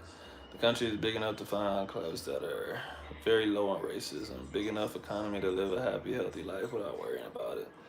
Yeah, I think a little bit of that is chance too, though, bro, because I know I know some random people that have been affected by racism, and I would think that they weren't. Um, and then I know some other people in positions. There's some people that either can't recognize it or they lie to themselves too. So then it's like, does that mean they aren't experiencing it? I don't know. But I know some people where I'll be like, so this has never happened to you? And they'll be like, well, it did, but that doesn't mean that they were being racist, bro. They could have been treating me like that because of this. And I'm like, I suppose. Have you had any first-hand experiences with it in the States? Who, me? Hell yeah, bro. Honestly, bro, I've had more than a handful of experiences. Someone in college straight up told me that I was basically they said I was a part of affirmative action. They don't know anything about me, bro. Like, but they just assumed because I was an athlete that I had to be basically. I don't even remember the discussion, but they were basically saying like, bro, if it wasn't for affirmative action, you wouldn't be here though. And I was like, whoa. I'm like, where'd that come from, bro? I'm like, who told you that? And they're like, well, the school has to fill quotas. And I'm like, so you just think every black person here is on affirmative action, bro? Like, what are you saying right now, bro? And he's just like, well, I'm assuming because blah blah blah. And I was like, yeah, I'm gonna just stop talking right now, bro, because this is crazy. Like, that was a very crazy thing to say. At West Point, yes. And West Point's a very elitist place, and there is a lot of racism there. Even when I got in trouble, bro, I'll never forget this shit because I was like, what am I supposed to say to this, bro? I had my little trial. They found me guilty or whatever. And there was the JAG officer, basically he was like a high ranking person that was overseeing the trial. He really pulled me to the side and he was like, Cadet Shabazz, I just want to tell you, I've stood over maybe 10 of these trials in the last month, and he's like, all of them got proven innocent. He's like, I hate to say it, but it might be because of the color of your skin. And I was just like, oh, okay. I'm like, bro, what the fuck? Like, is this gonna help me? Are you telling me to like file a lawsuit or something? Like, nah, bro, was just letting me know. Like, and I was like, thanks, sir. And I just walked away. Bro, I was like, I just want to let you know there's some racism out here. I was like, thanks, bro. What did I get in trouble for? Academic plagiarism, bro. One of my best friends, who I'm still really good friends with, no, he was not melanated. He was white. That was the funniest part about it. Like, he was like trying to break it to me, like it was gonna be like my first time ever experiencing racism. And I was like, oh, okay, thank you, sir. And he's like, yeah, I'm so sorry about that. And I'm like, again, like, can we do something about it? If not, like, what are we talking about here? But yeah, my homie is crazy, crazy smart. He speaks like 5 different languages. He's Korean, and we had like similar. We had a similar class. Uh, it was a history class basically, and so our final was similar. And I used his paper. Now check this out, bro. Keep it real with you. I was gonna say this in my trial, but I was like, let me make sure I can not get proven innocent first. Bro, I cheated the whole first 2 years in college. I'm talking about straight up. Bro, there wasn't like no turn it in back then, bro. Like, not reliably, anyways. I was cheating on everything, bro. Like, straight up copy and paste type shit. I never got in trouble. I had like okay grades. But then, so like when you go into your third year at West Point, like you got to sign a contract and you're locked in. At that point, if you get in trouble, if you get kicked out, you owe the government the $500,000 scholarship that they gave you. And then there's something called the Army Mentorship Program. Basically, you get in trouble and they send you to Afghanistan for 15 months, and then you could come back and finish your time. I had a friend who got in trouble for plagiarism, but he was in his junior year. They sent him to Afghanistan, and like right before he was supposed to come home and finish his time at West Point, he got killed in Afghanistan. I was like, "Fuck that, bro." I was like, "I can't go out like that." So I started like, I was like, I gotta start citing shit, bro. I cite my homie Jay. My teacher called me into the office after the final. Like, this was later. She wrote me an email and told me to stop buying shit.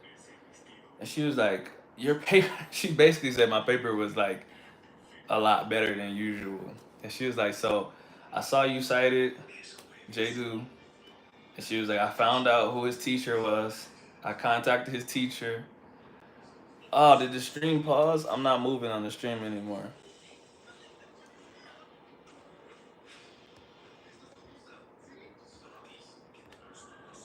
What happened? Oh, you can hear me? That's really weird. Yeah, I'm not moving on the screen. All right, I'll keep telling the story if you can hear me. So she found his teacher. She requested his paper, and she looked at it. And even though I cited him, she said I did not do a good job with the citation. She said I didn't put quotations on certain things that came from his paper, even if I rephrased them and made them my own ideas. She said I should have still said that this was inspired by his paper. And I was like, how the fuck is that plagiarism? That just means I'm shitty at citing, bro. But she said that's academic plagiarism. She was like, I'm not calling you a straight up liar, but you committed academic plagiarism. So I had to go to trial for that shit, bro. And it's hard to explain the system up there, but when you go to trial up there, you're judged by 9 other cadets, and all of these motherfuckers didn't play sports. And the motherfuckers was asking me questions that had nothing to do with my fucking paper, bro. They were like, "So, how did you have enough time to study if you were going to track practice after school?" And I'm like, the same way everybody else does. I'm like, what does this have to do with my paper, bro? Like, they're literally just mad because at West Point, like after school, they be having to do army shit. But if you play a Division One sport, you go to practice instead. And so, anyways, the decision had came down, and five people voted I was guilty, 4 people said I was innocent, and you need five to win. So I got found guilty, and then they offered me to go to Afghanistan for 15 months and come back, or just leave debt free and everything. I was like, bro, I'm fucking out of here, bro. All right, I need to see if I can fix this. I'm gonna exit out of the app and try to come back. Can y'all see me now? Or nah? Or nah, nah.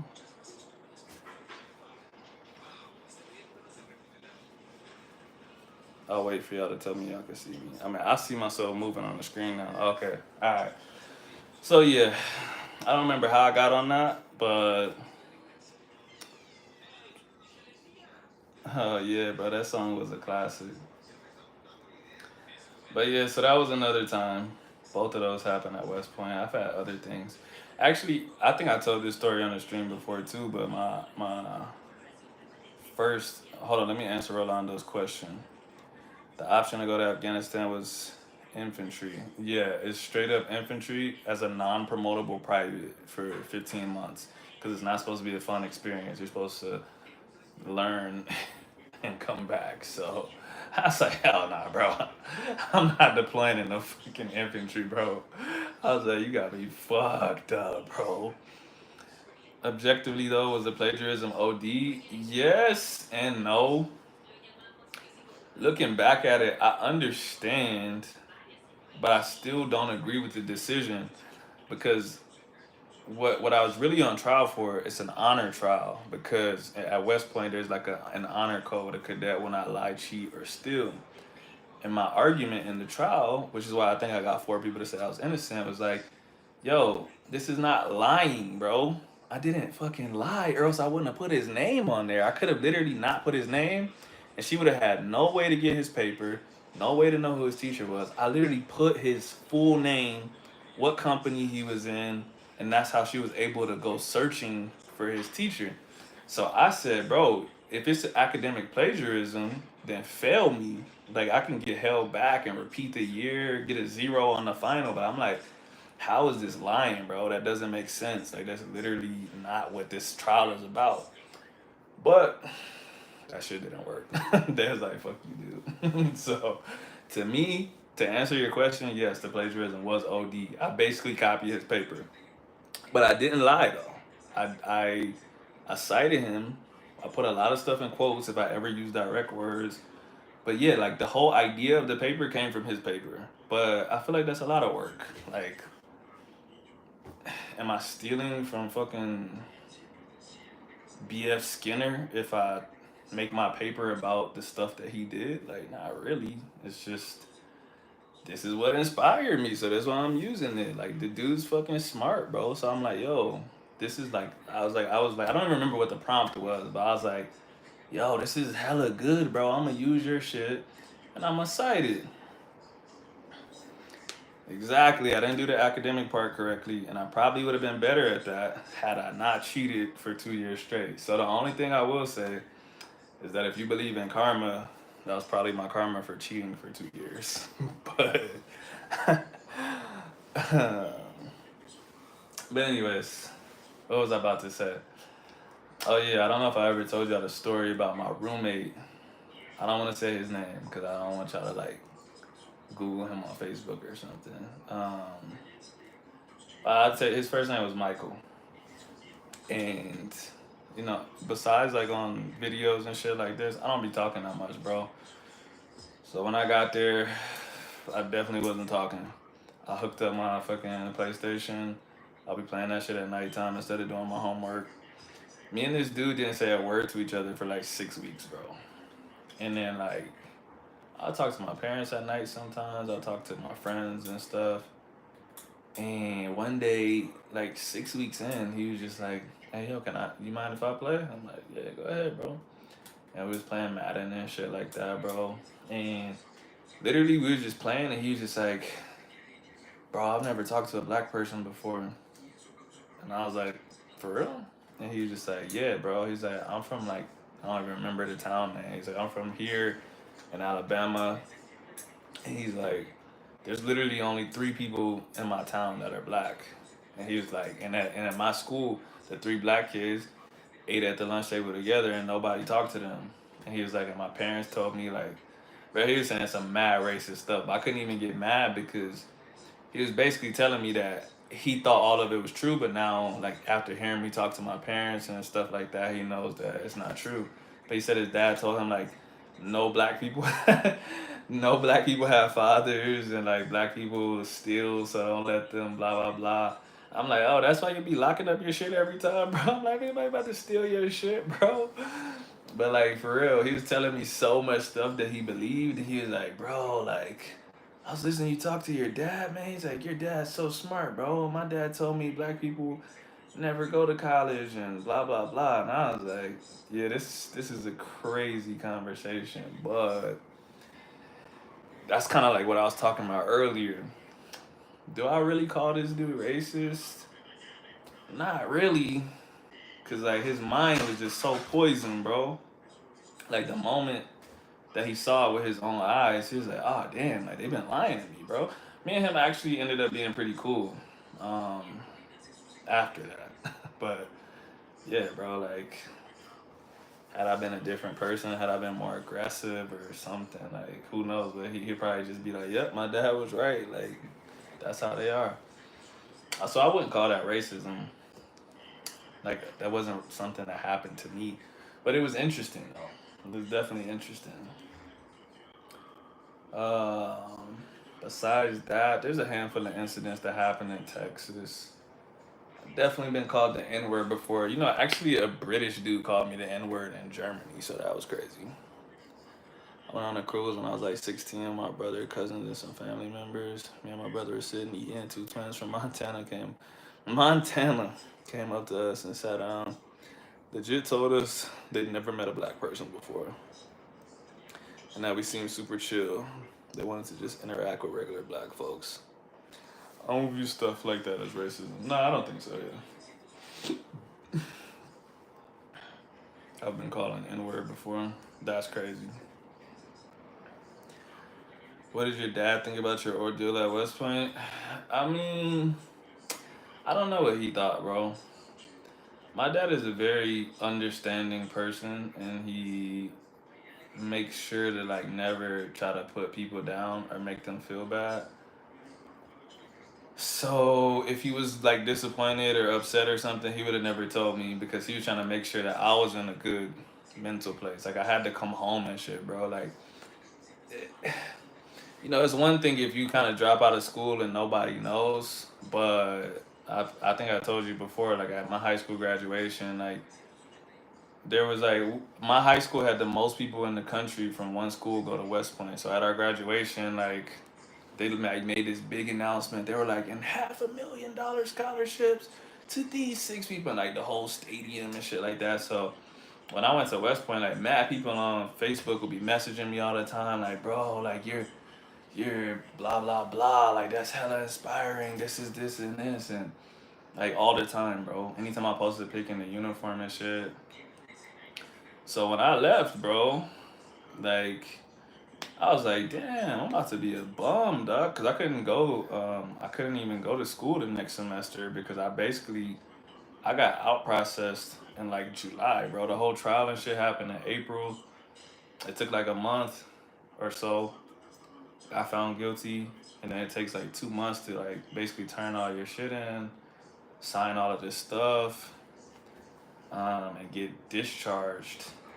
So I didn't get home until like July, bro. So I got back to Texas, and I just had to. I don't know where did I work when I got back.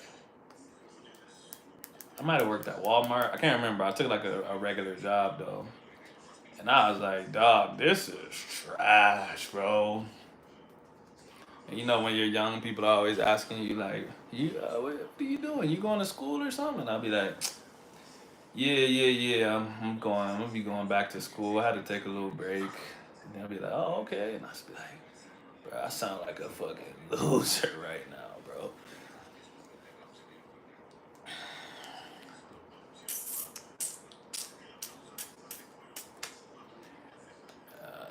It was not honorable, but it was not dishonorable. It's called a general discharge. So it's neither.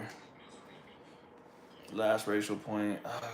Every time the white's on the white in my shirt, I can't read it. I think that most black folks with any kind of sense know not to put their kids in an environment that completely isolates them. So if a kid goes to a school like that in Alabama, they legit will never have the opportunity to meet regular black people. That's facts. That's facts. And yeah, it was tough, Mike, but that's what I was saying. My dad, like, he was going overboard, bro, to the point that I was like, damn, should I feel bad? But he'll be checking in on me every day and like telling me like, hey man, um, you know, you're you're who you are because of who you are. You're not the kid that went to West Point. You're not this. You're not that. You're not what people think you are. So don't like freak out because your path is changing a little bit. And my dad got I don't know I don't know if y'all know this, but my dad got shot when he was in college, and he retaliated when he healed, and he actually got kicked out of college for that. But he had already finished everything that he needed to finish, so they actually gave him his diploma. He just couldn't walk and stuff like that. So he was just telling me, like I got kicked out of college, and that was embarrassing for me, like doing all of that, being the first person in my family to graduate from college, and I couldn't even walk and all of that stuff. So he was just statute of limitations are up. Nah, it wasn't even that bad, to be honest. That's part of his testimony though. So of course he got shot in front of my mom, almost died, and all this other stuff. And his plan was, I'm gonna go kill this dude. And when he got better, so he had a shotgun, like literally ready to ride. And he said he had a friend that knew how much he cared about his mom. And he said, yo, I can't tell you not to do it, but what is your mom gonna think? What is your mom gonna think of you when you kill this dude and you're sitting in jail for the rest of your life?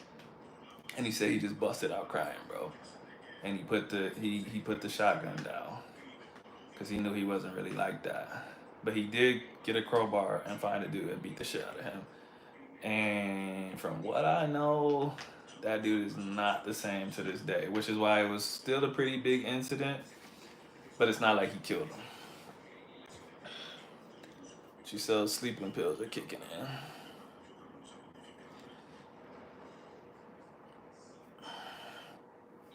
I can't believe that the University of Alabama has segregated sororities up until recently. That's not very unusual, bro. I think that's the norm, actually. What was the reason behind the conflict?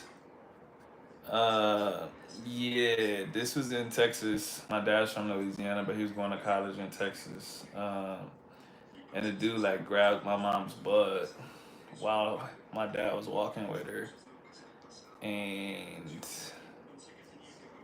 yeah, basically they fought. But the dude wasn't happy that he lost the fight, so he pulled out the strap. And my pops tried to turn around and run. That's why he got shot in the back. And the doctor said like, Psh, this much, and it would have hit your heart. So he got real lucky. Pops went to jail for the crowbar thing, yes, but not. He didn't do real time. Like he got, um, what is it called? Like he basically got held like he got booked, but he had to sit in jail for like a day or two or something. And the charge was light, so once he got bailed out, it was like something he had to like pay or community service or something. I can't remember. It's been too long. But even then, he was like, man, like sitting in jail for those days, he was like, that was how I knew I wasn't like that. I couldn't even go to sleep because I kept thinking my roommate was going, like, my bunkmate was going to beat me up or something like that. Bonded out, yeah. Yeah. So it wasn't nothing crazy because it's not like it wasn't like a felony because it didn't stay on his record or nothing. So it had to be like some light assault charges. Probably they probably took into consideration what happened to him, how much time passed from the shooting to the crowbar whipping. I don't know. Yeah, but here's the thing, bro. This is probably real interesting to y'all. But when you grow up with somebody, they tell the story like 500 times. Cause my dad like gets paid to speak at events and stuff like that because he's a religious leader, and of course that's gonna be a part of your testimony. So I've heard this story so many times that I zone out when he starts talking about it. So I'm sure he's told me 1,000 times how many months passed. Cause he was like legit laid up in the hospital. Cause he not only got shot. Like if you ever look at his arms, he has a bunch of marks right here. Because after they shot him in the back, they jumped him and they were trying to hit him in the head with a shovel. And so he was blocking his face like this, and the shovel was, they were swinging it so hard that it was making gashes in his arm. And so those marks will never go away from his arm. Uh, so yeah, he definitely was laid up for a while, and he definitely was like, I'm gonna get them back. You think you could survive jail? I don't think it's a matter of could I think once you're up in there, you don't got no choice, bro. Um, I was about to say something. I don't even want to say it on the stream, bro. But like, I'm gonna say this, bro. I never been a hoe, so I'll be okay. But that's not a life that I want to live, bro. I was actually watching this video today. I can't think of the dude's name. He's some rapper or something, and he was talking about the first day he went to younger offenders. He was in it's a real jail. It's real jail in Florida, but if you're young enough, they separate you. And he said as soon as he got up in there, the dude was just like, "I want you, you, and you." He was like, "What does that mean?" And they was like, "Get up, bro. Go in the room with him." And he said he got in the room, and they were just like, "Yeah, you got to run the fade." And he was like, "Well, who?" And they was like, "Well, all of them, 7 dudes, bro." And he's he said he had to fight 7 dudes back to back in one day. He was like, "Yeah, bro." After like because it was 1090 Jake interviewing him. He's like, "And how did the fights go?" He was like, "Horrible." He was like, after the first dude, he's like, "My nose was broken. See, I couldn't feel my nose. I couldn't feel my lips." And he's like, "I was tired." And he was like, "The dudes was fresh." And he was like, "It was horrible." He's like, "But I held it down though." And I'm like, "Yeah, bro. I don't ever want to go to jail. I'm good." Personal question, if I may. What's the personal question? You gotta be willing to stab at the drop of the hat or be fooled. Yeah, that's tough, bro. I'm not a killer. I'm not a killer, bro. I think that would weigh heavily on me.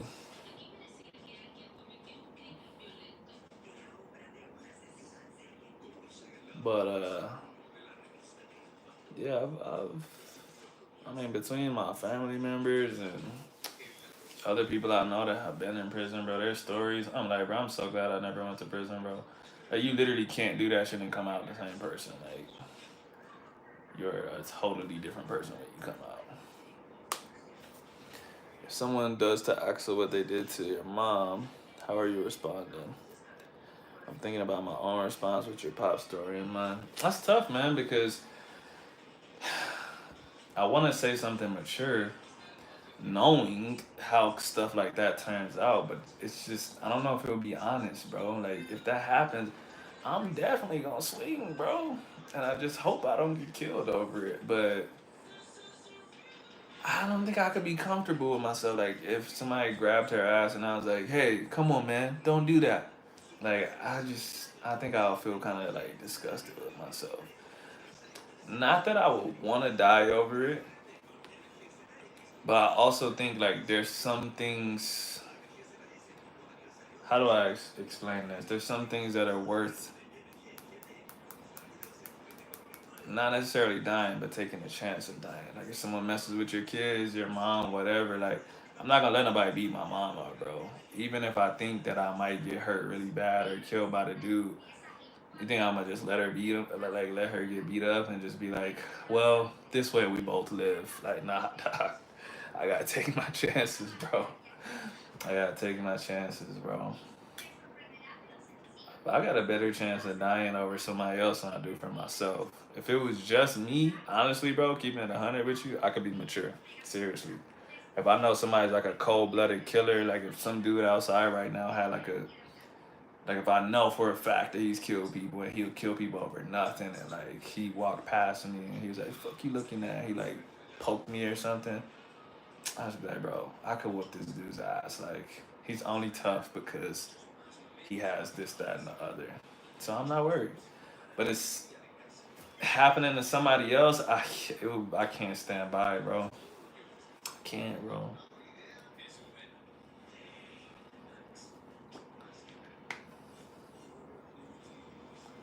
Beat up is different than a butt smack. It is.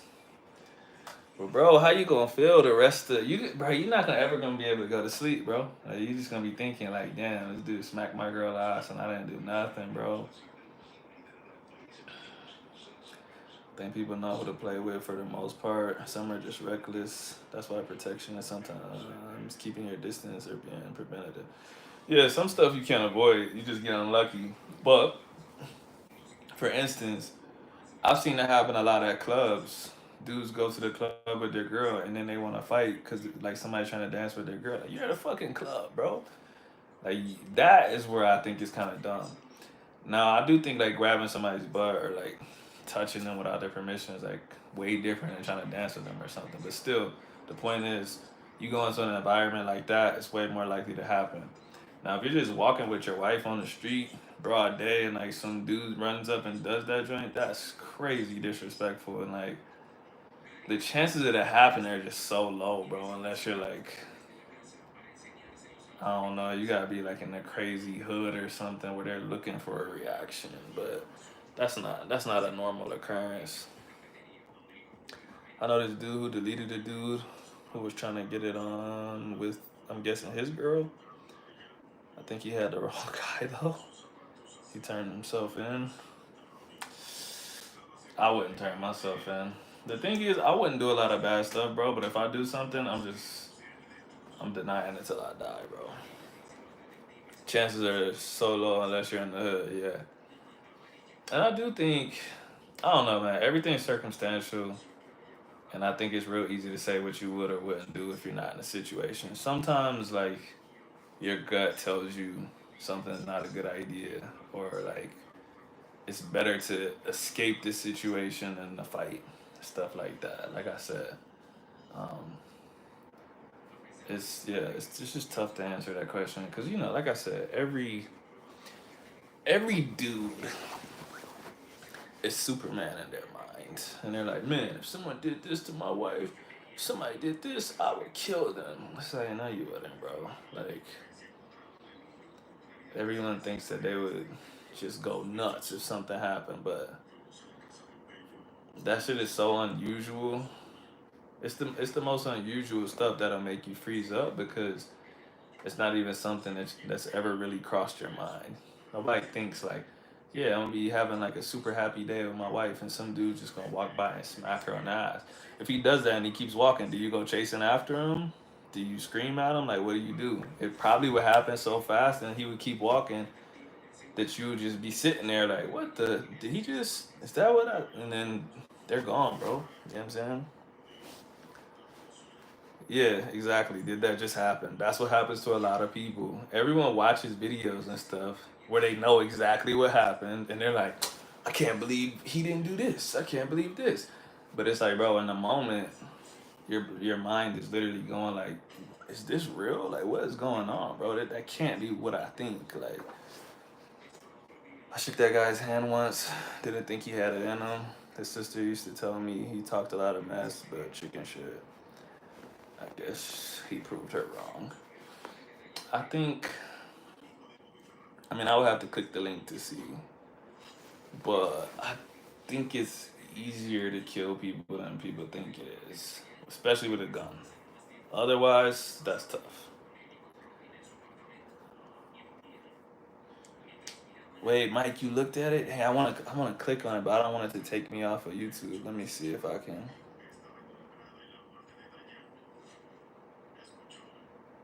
Hmm. I might be able to look at this story without. I just want to see his face. Shit, it's pissing me off. I'm gonna have to look at it after. But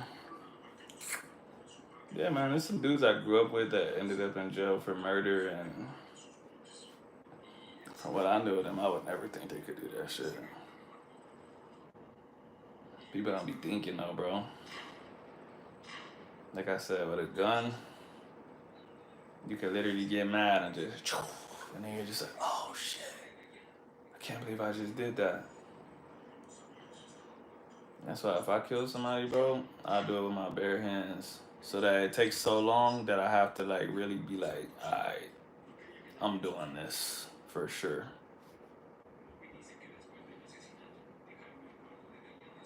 I seen, I seen this video where I don't know exactly what happened, but the video is pretty full. This girl's on top of a dude. It's like a camera in the bedroom, so I'm guessing the dude set up the camera to make sure it was happening. Because if she knew there was a camera in there, then she's really crazy. She's on top of this dude. They're doing what they do, and the door opens, and like, bro, no talking, no nothing. This dude comes in with a big Chucky knife. The dude was like, he like deflected and ran out of the room. The woman couldn't get away though. And I mean, bro, it was so many times. I was like, damn, he meant that shit, bro. That ain't like a. He was going nuts, bro. But I'm just like, really? I mean, I get it. Like, you probably feel like your life's over in that moment, but that is just. That's nuts, bro. A news clip I watched said his girlfriend was with him when he turned himself in.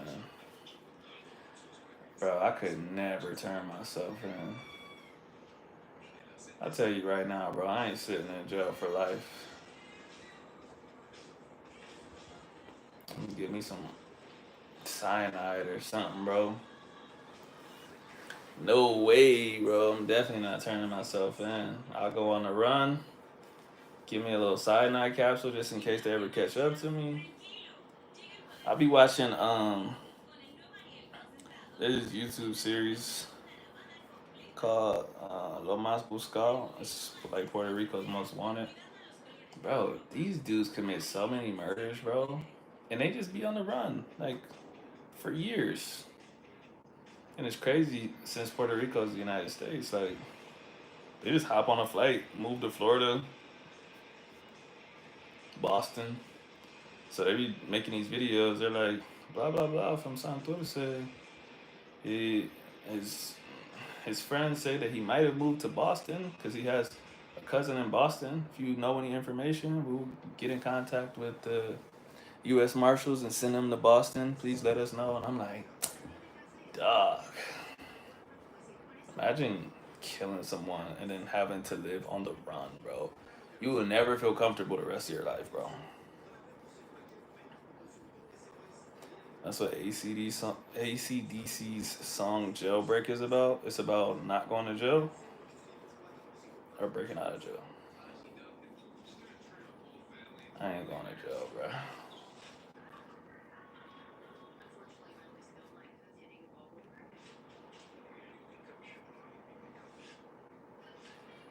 Honestly, bro, as bad as jail is, the one thing that made me know that I would never go to jail is like I'm a real like privacy guy, bro. If I'm using the bathroom, bro, that's my personal time, bro. And the fact that you don't got no wall or nothing, bro, like you gotta sit on the toilet with your bunkmate right there, bro. Nah, dog. That's insane, bro. Or the fact that you gotta be right there when someone else is using the bathroom. Hell no, bro. No, no way. No way. Never be able to take a comfortable shower, bro. Always wondering if somebody's about to come beat you up in the shower or something, bro. Nah,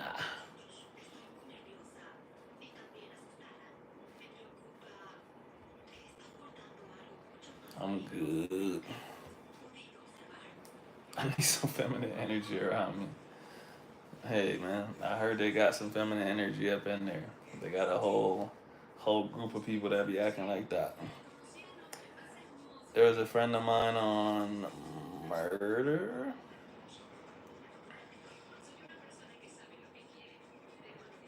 I don't know what that says. Oh, these are lyrics.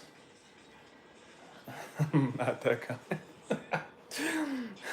There's a friend of mine on murder and the judge's gavel fell. Jury found him guilty, gave him 16 years in hell. He said, I ain't spending my life here. I'm breaking out and heading home. I literally wouldn't have went in the first place. Well, yeah, man. I've watched a lot of prison videos.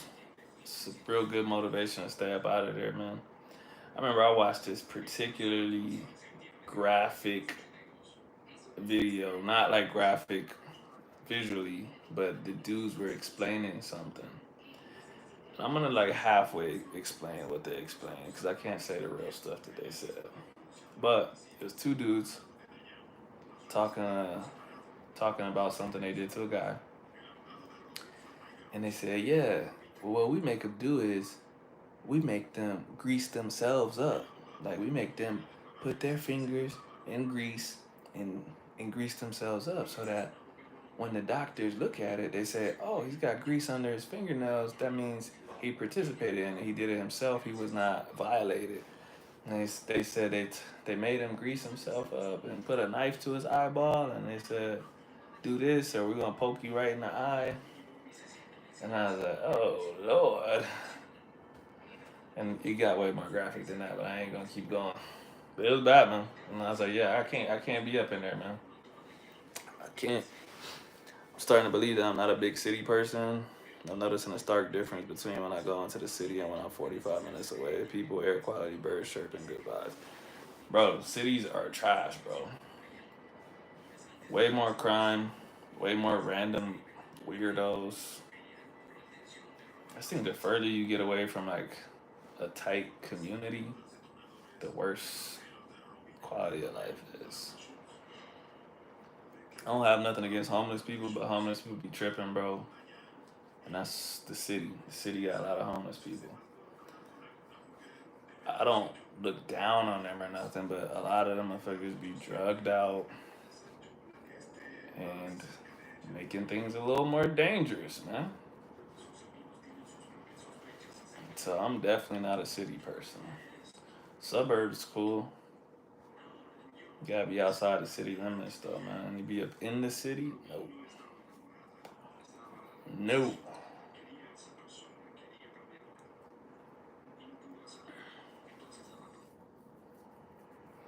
Proverbs 28:17. If one is burdened with the blood of another, he will be a fugitive until death to let no one help him.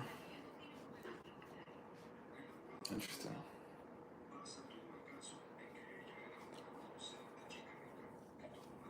This talk got really dark, man. Just all murder. PS says, why is your beard red? Why is your beard not red? That is the real question.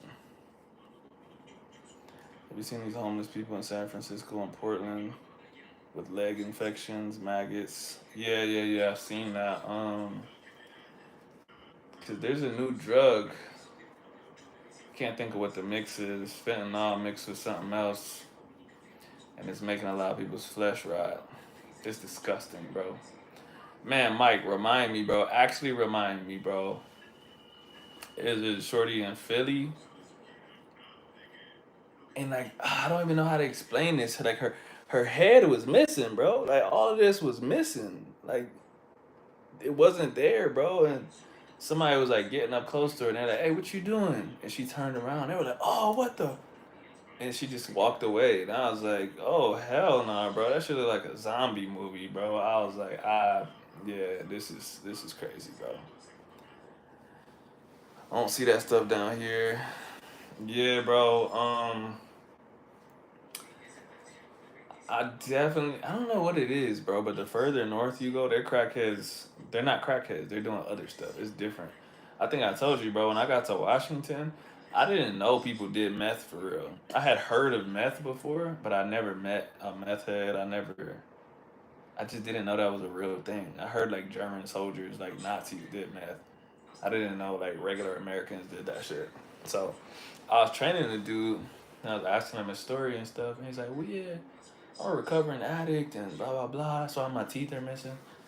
And he kept talking, and he's like, "Yeah, man, that meth, it'll mess you up." I'm like, "Meth?" I'm like, I thought he was joking, bro. So I kept like asking him questions, and he was telling me about it, and I'm like, "Is that like a thing up here?" And he was just like, "Yeah, bro, it's like the meth capital." And I was like, "Oh hell nah, bro. It's a lot of meth in Washington, bro. A lot." And so I don't know what it is, bro, but the further north you go, bro, the drugs is just different, bro. Everyone in Washington be doing fentanyl. Mm-mm. Fentanyl. The Bible translation I cited was the English Standard Version, which was translated directly from Hebrew to English.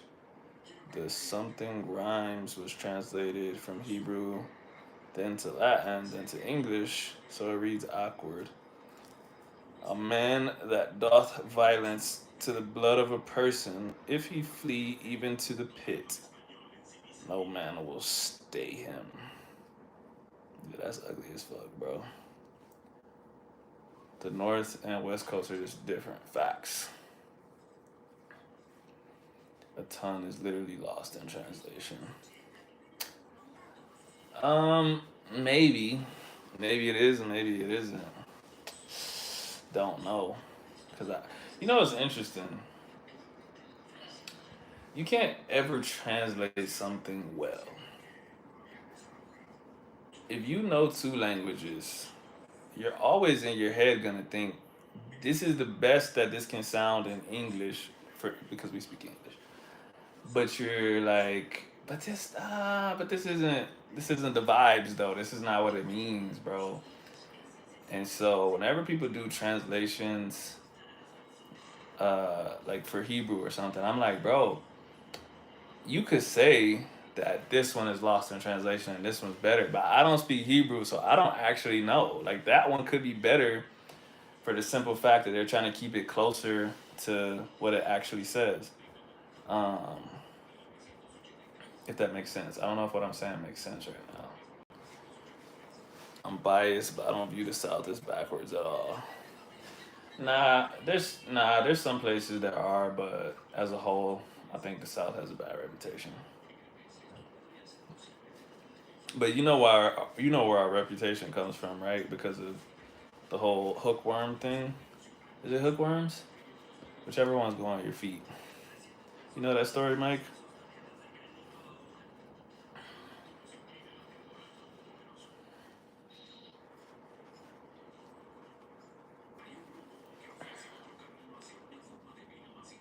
And speaking of translations, oh wait, I gotta answer Mike first. This is something you have to Google, but I'll give you a little rundown so that you may be interested in Googling it. Basically, when this country was going through what it was going through in history, in the South, people didn't have shoes on and shit, and they were getting infected with a parasite that affects your brain functions, and it was making people talk a lot slower, and they were spacing out and stuff. So northerners that were encountering these people were like, "Yo, people in the South are stupid as fuck," and that's where that stereotype comes from, and it still persists to this day. But you could Google that. Just Google stereotype, Southern stereotype from parasites. I once heard someone say something along the lines of to translate is to lie. 100%. I think they were referencing this quote. To translate is one of the only human activities in which one is required to lie about the details to convey the truth at large. And that's kind of what I'm getting at. And I said this before, interpretation is different than translation. Interpretation tries to give the feeling, but either way, if the culture is different, you will never get the feeling. For instance, like chisme, right? Chisme, bochinche. You could never, you could never translate that in a good way into English because gossip is not ever positive in English. It's only a super messy negative thing. So you can't say like good. You can say good gossip, right? Or like you could put it in African American vernacular and say, oh, like the tea.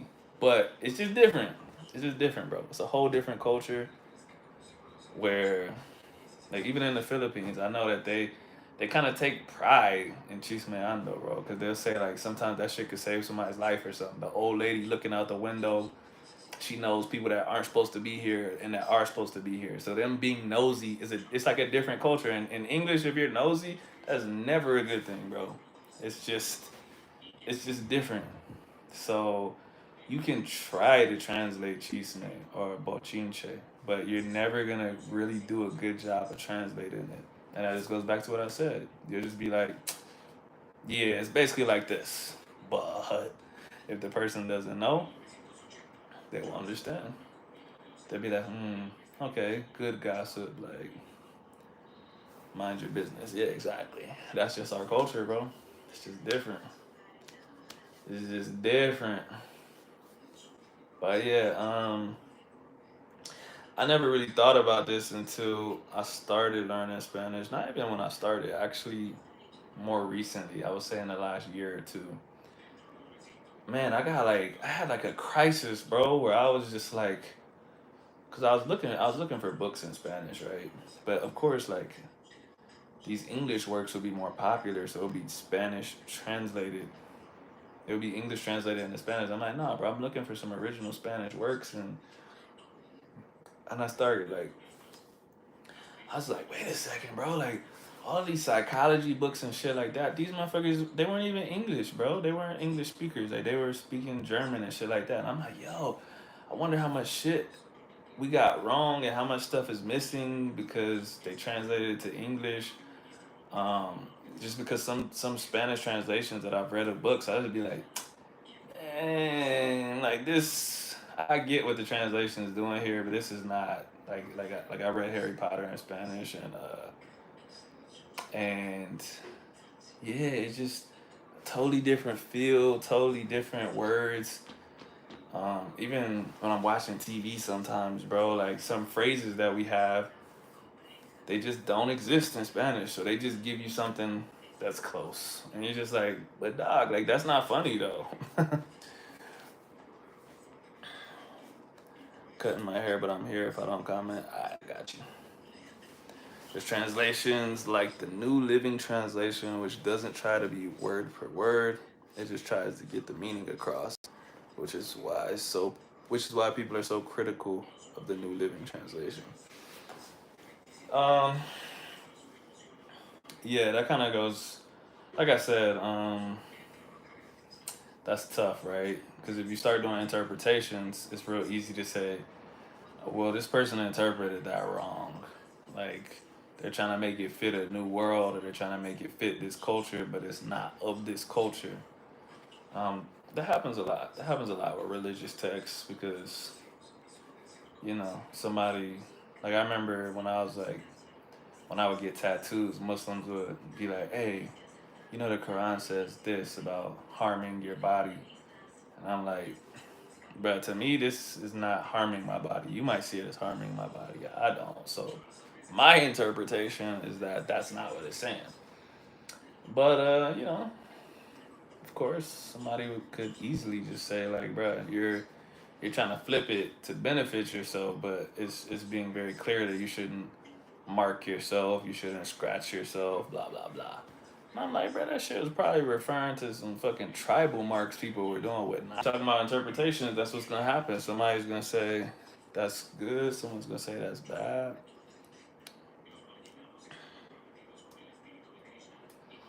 I have a flight booked to Costa Rica in 3 weeks.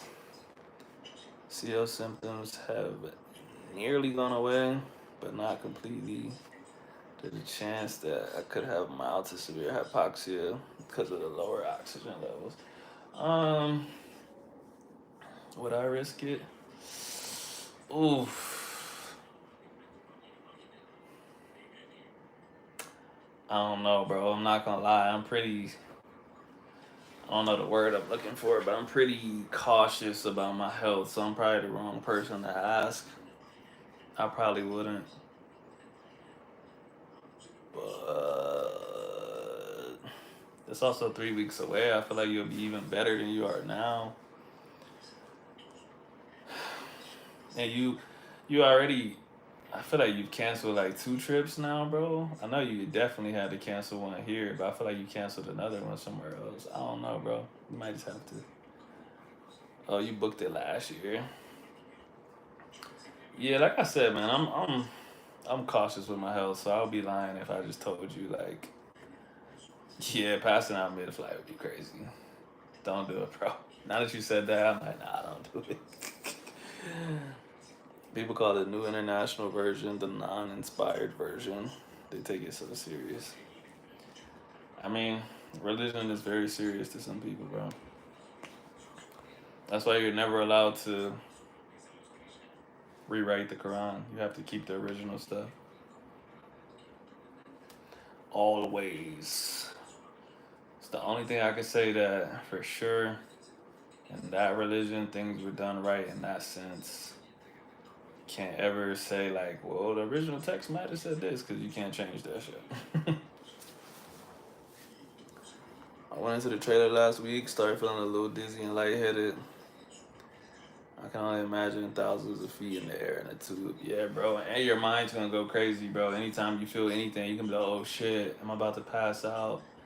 You might be, but probably give yourself some kind of fucking panic attack wondering about that shit. Normcito, hello.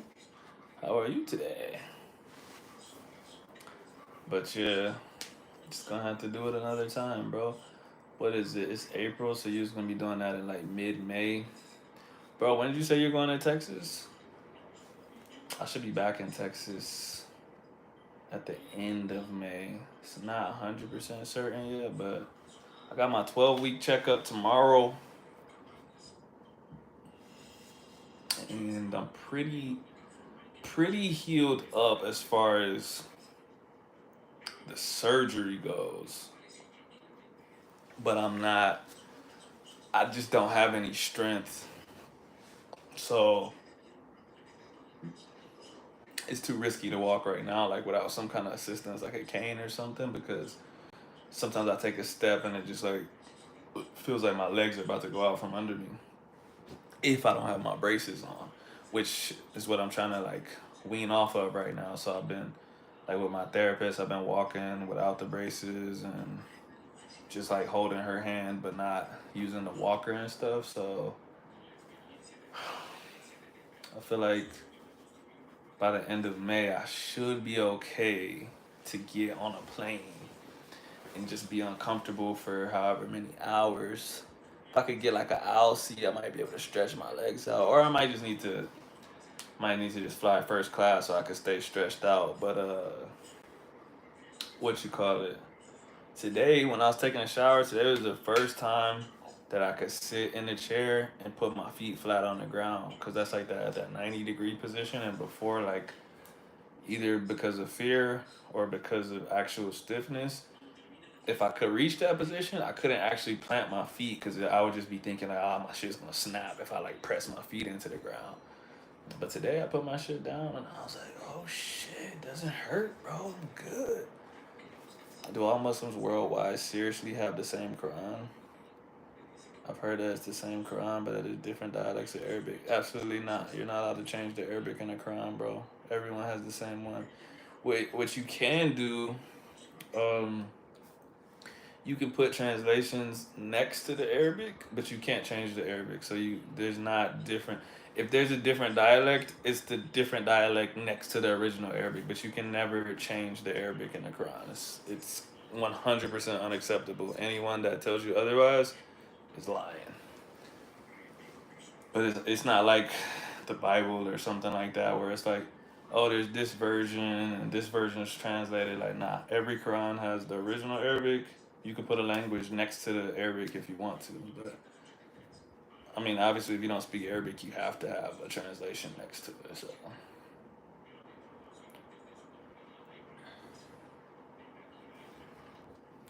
late June, early July. That should be good then. Because, yeah, I'll be back. And then I'll still be probably adjusting somewhat to walking, but nah, that's basically 2 months away, bro. What is it? Yeah, that's basically 2 months away. I'll definitely be alright. I ain't gonna be doing nothing athletic, nothing crazy athletic, but I'll be good to like walk and do whatever. Especially if it's July. I think June would be cool, but if it's July, I should have no trouble by then. I would be like 5 months out of my surgery at that point. Yeah, I'd be straight. Where'd you say you're going? Austin? What's your plan, bro? What you trying to do out there?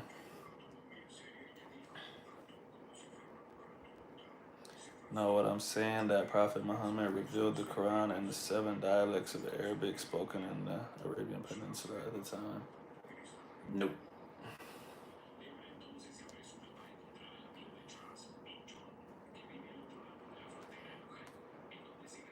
Now, what actually happened? I can't speak on that, but that's not what happened. You're the local. I need some recommendations. You gonna be in Austin? You gonna be in Austin? I got some stuff you could do. You could hit up some food spots. I don't know. I don't really know what you like to. I don't really know what you like to do. And I haven't been there in a while, so I'm definitely gonna have to ask my people, like, yo, what can we do? Like I said, I'm not sure. I'm not sure how good I'll be to do real activities. If I can hike, I definitely would do that. That's fun. It's cool to get on the paddle boards in the river and shit. But like I said, all of that stuff I did when I was extremely athletic. So I wasn't worried about like falling in the water or some shit. I don't know how I'll feel now. But even without doing all of that stuff, I got a lot of local stuff we could do. Austin's cool. Lots of Spanish speakers out there too. I'm just reporting what Islamic apologists argue in debates against Christian apologists. Bro, I'm so far removed from religious debates and anything dealing with religion that I couldn't tell you what. I don't even know what that means. Islamic apologists arguing in debates against Christian apologists. I don't even know what that means. But like I said, my dad is fluent in Arabic. He's Hafiz. He knows the Quran backwards and forward by memory. Um, so I was forced to be very educated about the Quran growing up. He wanted me to do that, but I was like, bruh, no. I remember when I was a kid, my dad said he would pay me like some X amount of $1,000, $2,000, $3,000 if I taught myself Arabic. I don't think he knew how much of a task that was. I started trying because he gave me like this whole book and stuff. But, he went to Jordan and lived there so that he could learn. And I was like, bro, this shit is boring, bro. I'm not about to. I did it for like 2 days, bro. And I'm like, yeah, this isn't gonna work, bro. Not gonna work.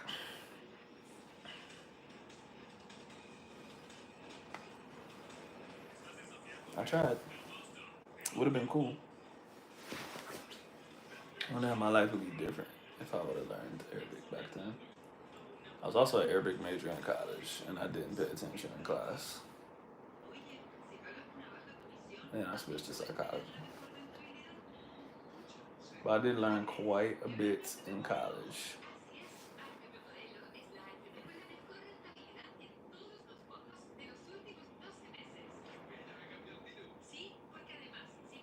How's that haircut going, Mike?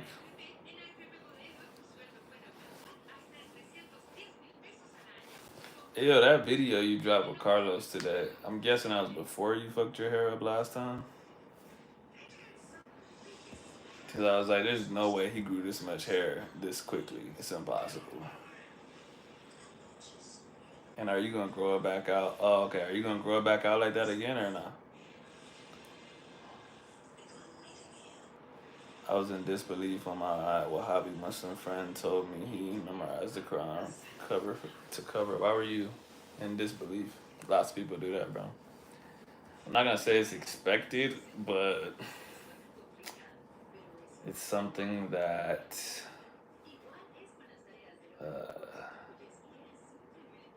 people definitely tell you that you should strive to do. Let me see. I probably still know like 6 surahs, bro. Just because I had to say them so much as a kid. But I haven't said them in probably like literally 20 years, and I probably still know like at least 6 full chapters. I'm growing it back for sure. I'm just fading the sides, lining it up, and trimming the facial hair. Bro, I'm gonna go to Turkey, get that hair surgery, bro, and I won't grow my hair out, and it's gonna be better than yours, bro. One time there's a lot of there's so many athletes that actually do that surgery. I'm just joking, but there's so many athletes that go to Turkey and do that surgery, and actors too. And you really never know, because they kind of just it happens over time, and so like one day you kind of see their hairlines fucked up, but you don't really think much of it, and then one day you're just like, yo, this dude's got a nice head of hair, man. Like Jamie Foxx, LeBron's. I don't know what happens with his. His shit be on and off. But there's a lot of athletes that do it, and then you see like these Instagram pages of the surgeon, and like all of these dudes are on there, and I'm like, oh damn, like, but it's like the whole league.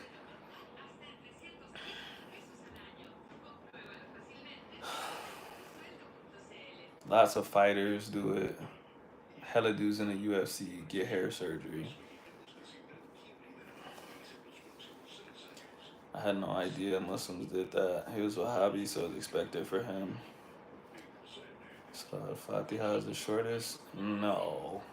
Al-Fatiha can't be the shortest. I think Surah Al-Asr. I think Al-Asr is the shortest. Well, Asr inside.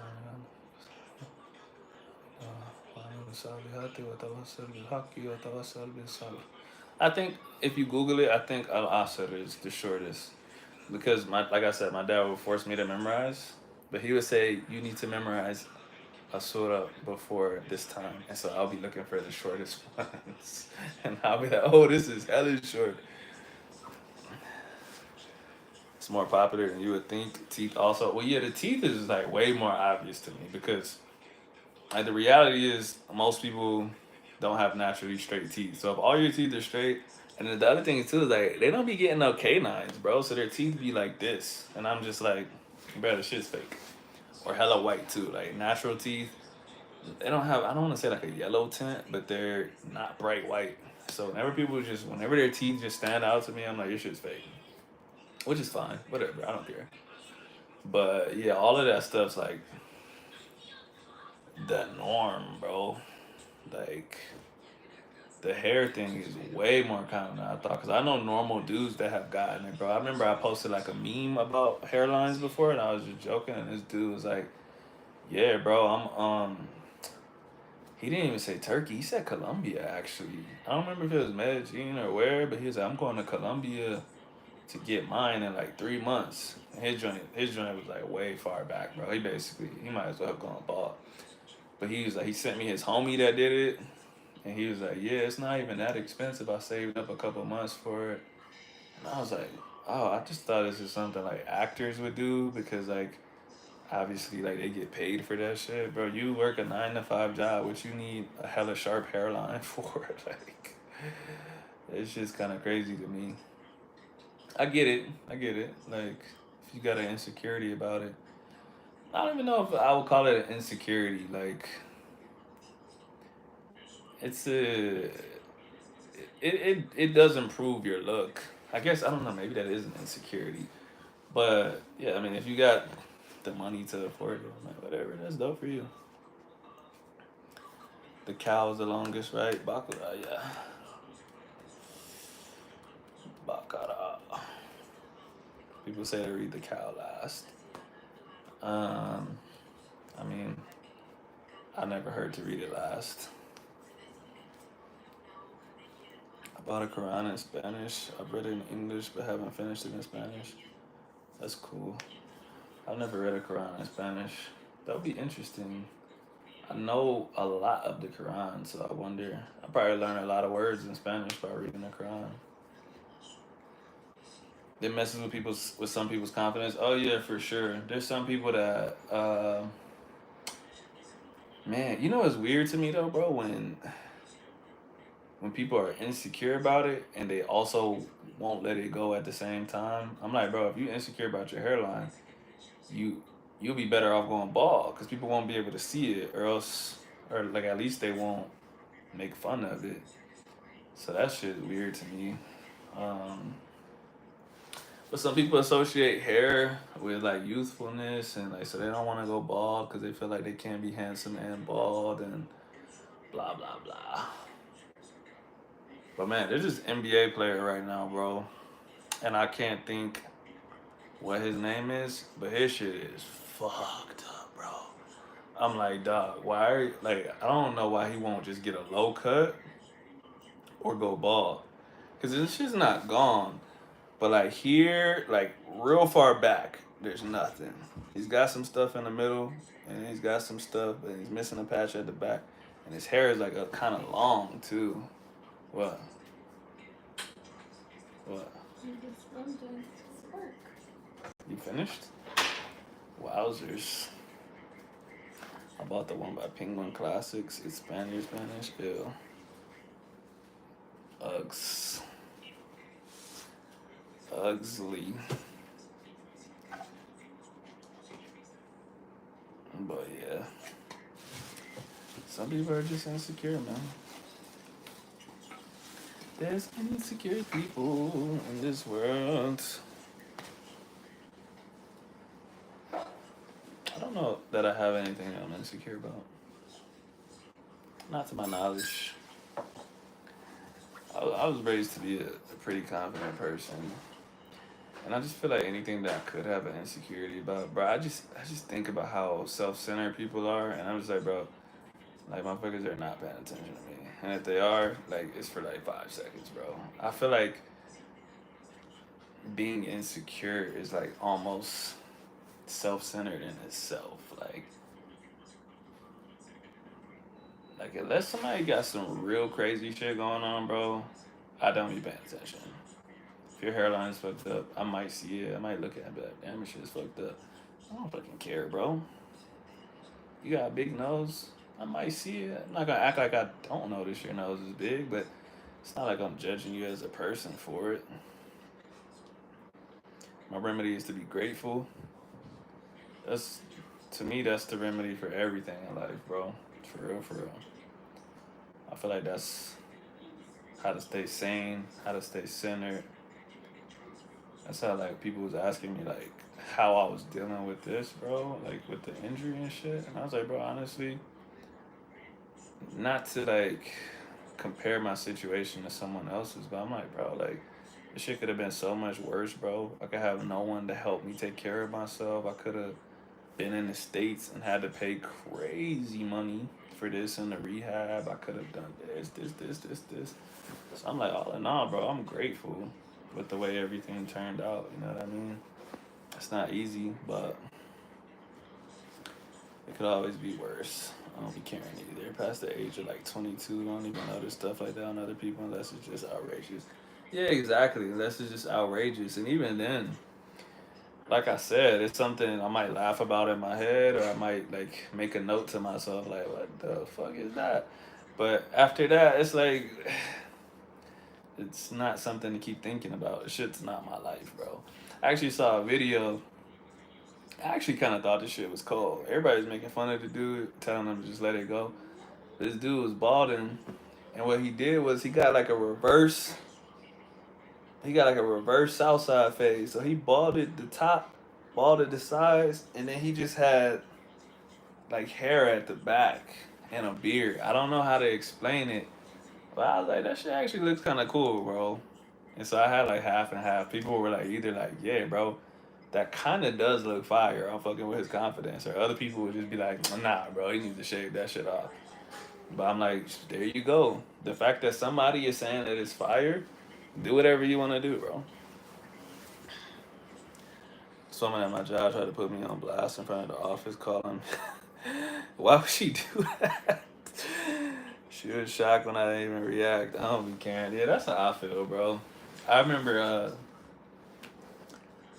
bro, I don't even know how to explain this. I don't remember exactly what he said because it was so, like, to me, it felt like the same thing. Like, he wanted a reaction. But my last boss, he was my boss.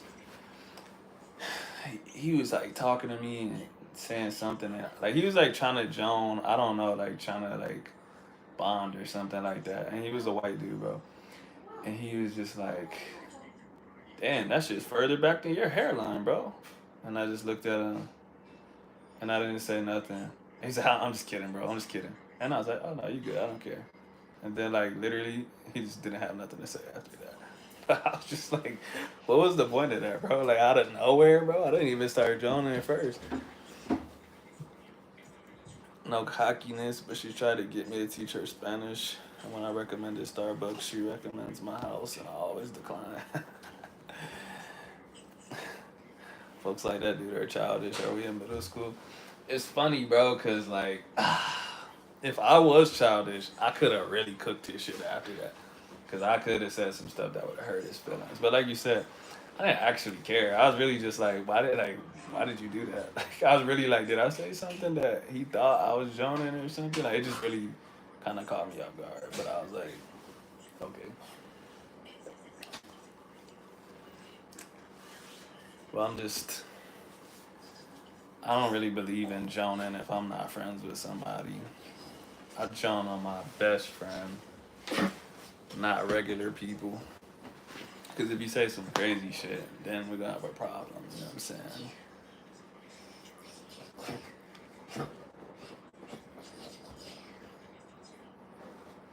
All right, it's 11:26.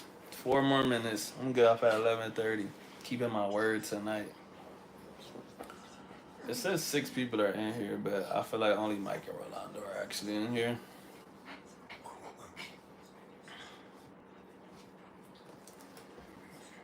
Any final words? Hey, did y'all see the pinned comment? I don't know if it's still pinned. I think I pinned it, but whenever I had made the poll, I said, tell me a word that you learned or whatever, and this girl came in here and she said that the word sarcasm came from, like, sarcasm meant the tearing of flesh. And I was like, that shit doesn't sound right. But then I was like, wait, I was thinking of like all of like the medical terms that start with sarc, and I was like, oh shit, I gotta look this up, bro. Sarcoplasm. I know, that's what I said. After I told her that shit didn't sound right, I'm like, wait a second. I'm like, I know a word that sounds like sarcasm. And then I looked it up, and the etymology, like, it literally came from the tearing of flesh, cause basically you can't say something sarcastic in a nice way. Like, you're kind of digging at the other person.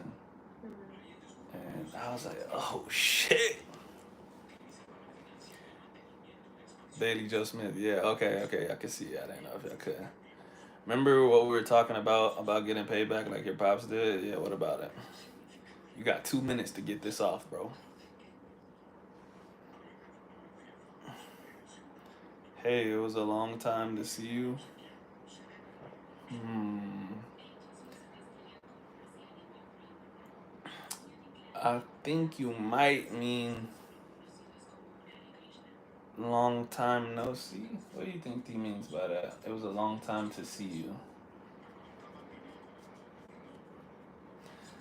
It sounds like a positive thing. You put a thumbs up, so I'm gonna say thank you. Vengeance is mine, and recompense for the time when their foot shall slip, for the day of their calamity is at hand, and their doom comes swiftly.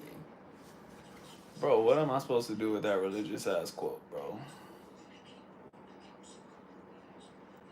Rolando, you and your religious quotes. Yes, I did listen to it. Mike says, oh, that's the same comment. I still have Proxima. All right, 1 minute. Rolando, you got any other religious quotes you want to get off your chest, bro? Since you're in a religious quote mood, you got 1 minute. 1 minute.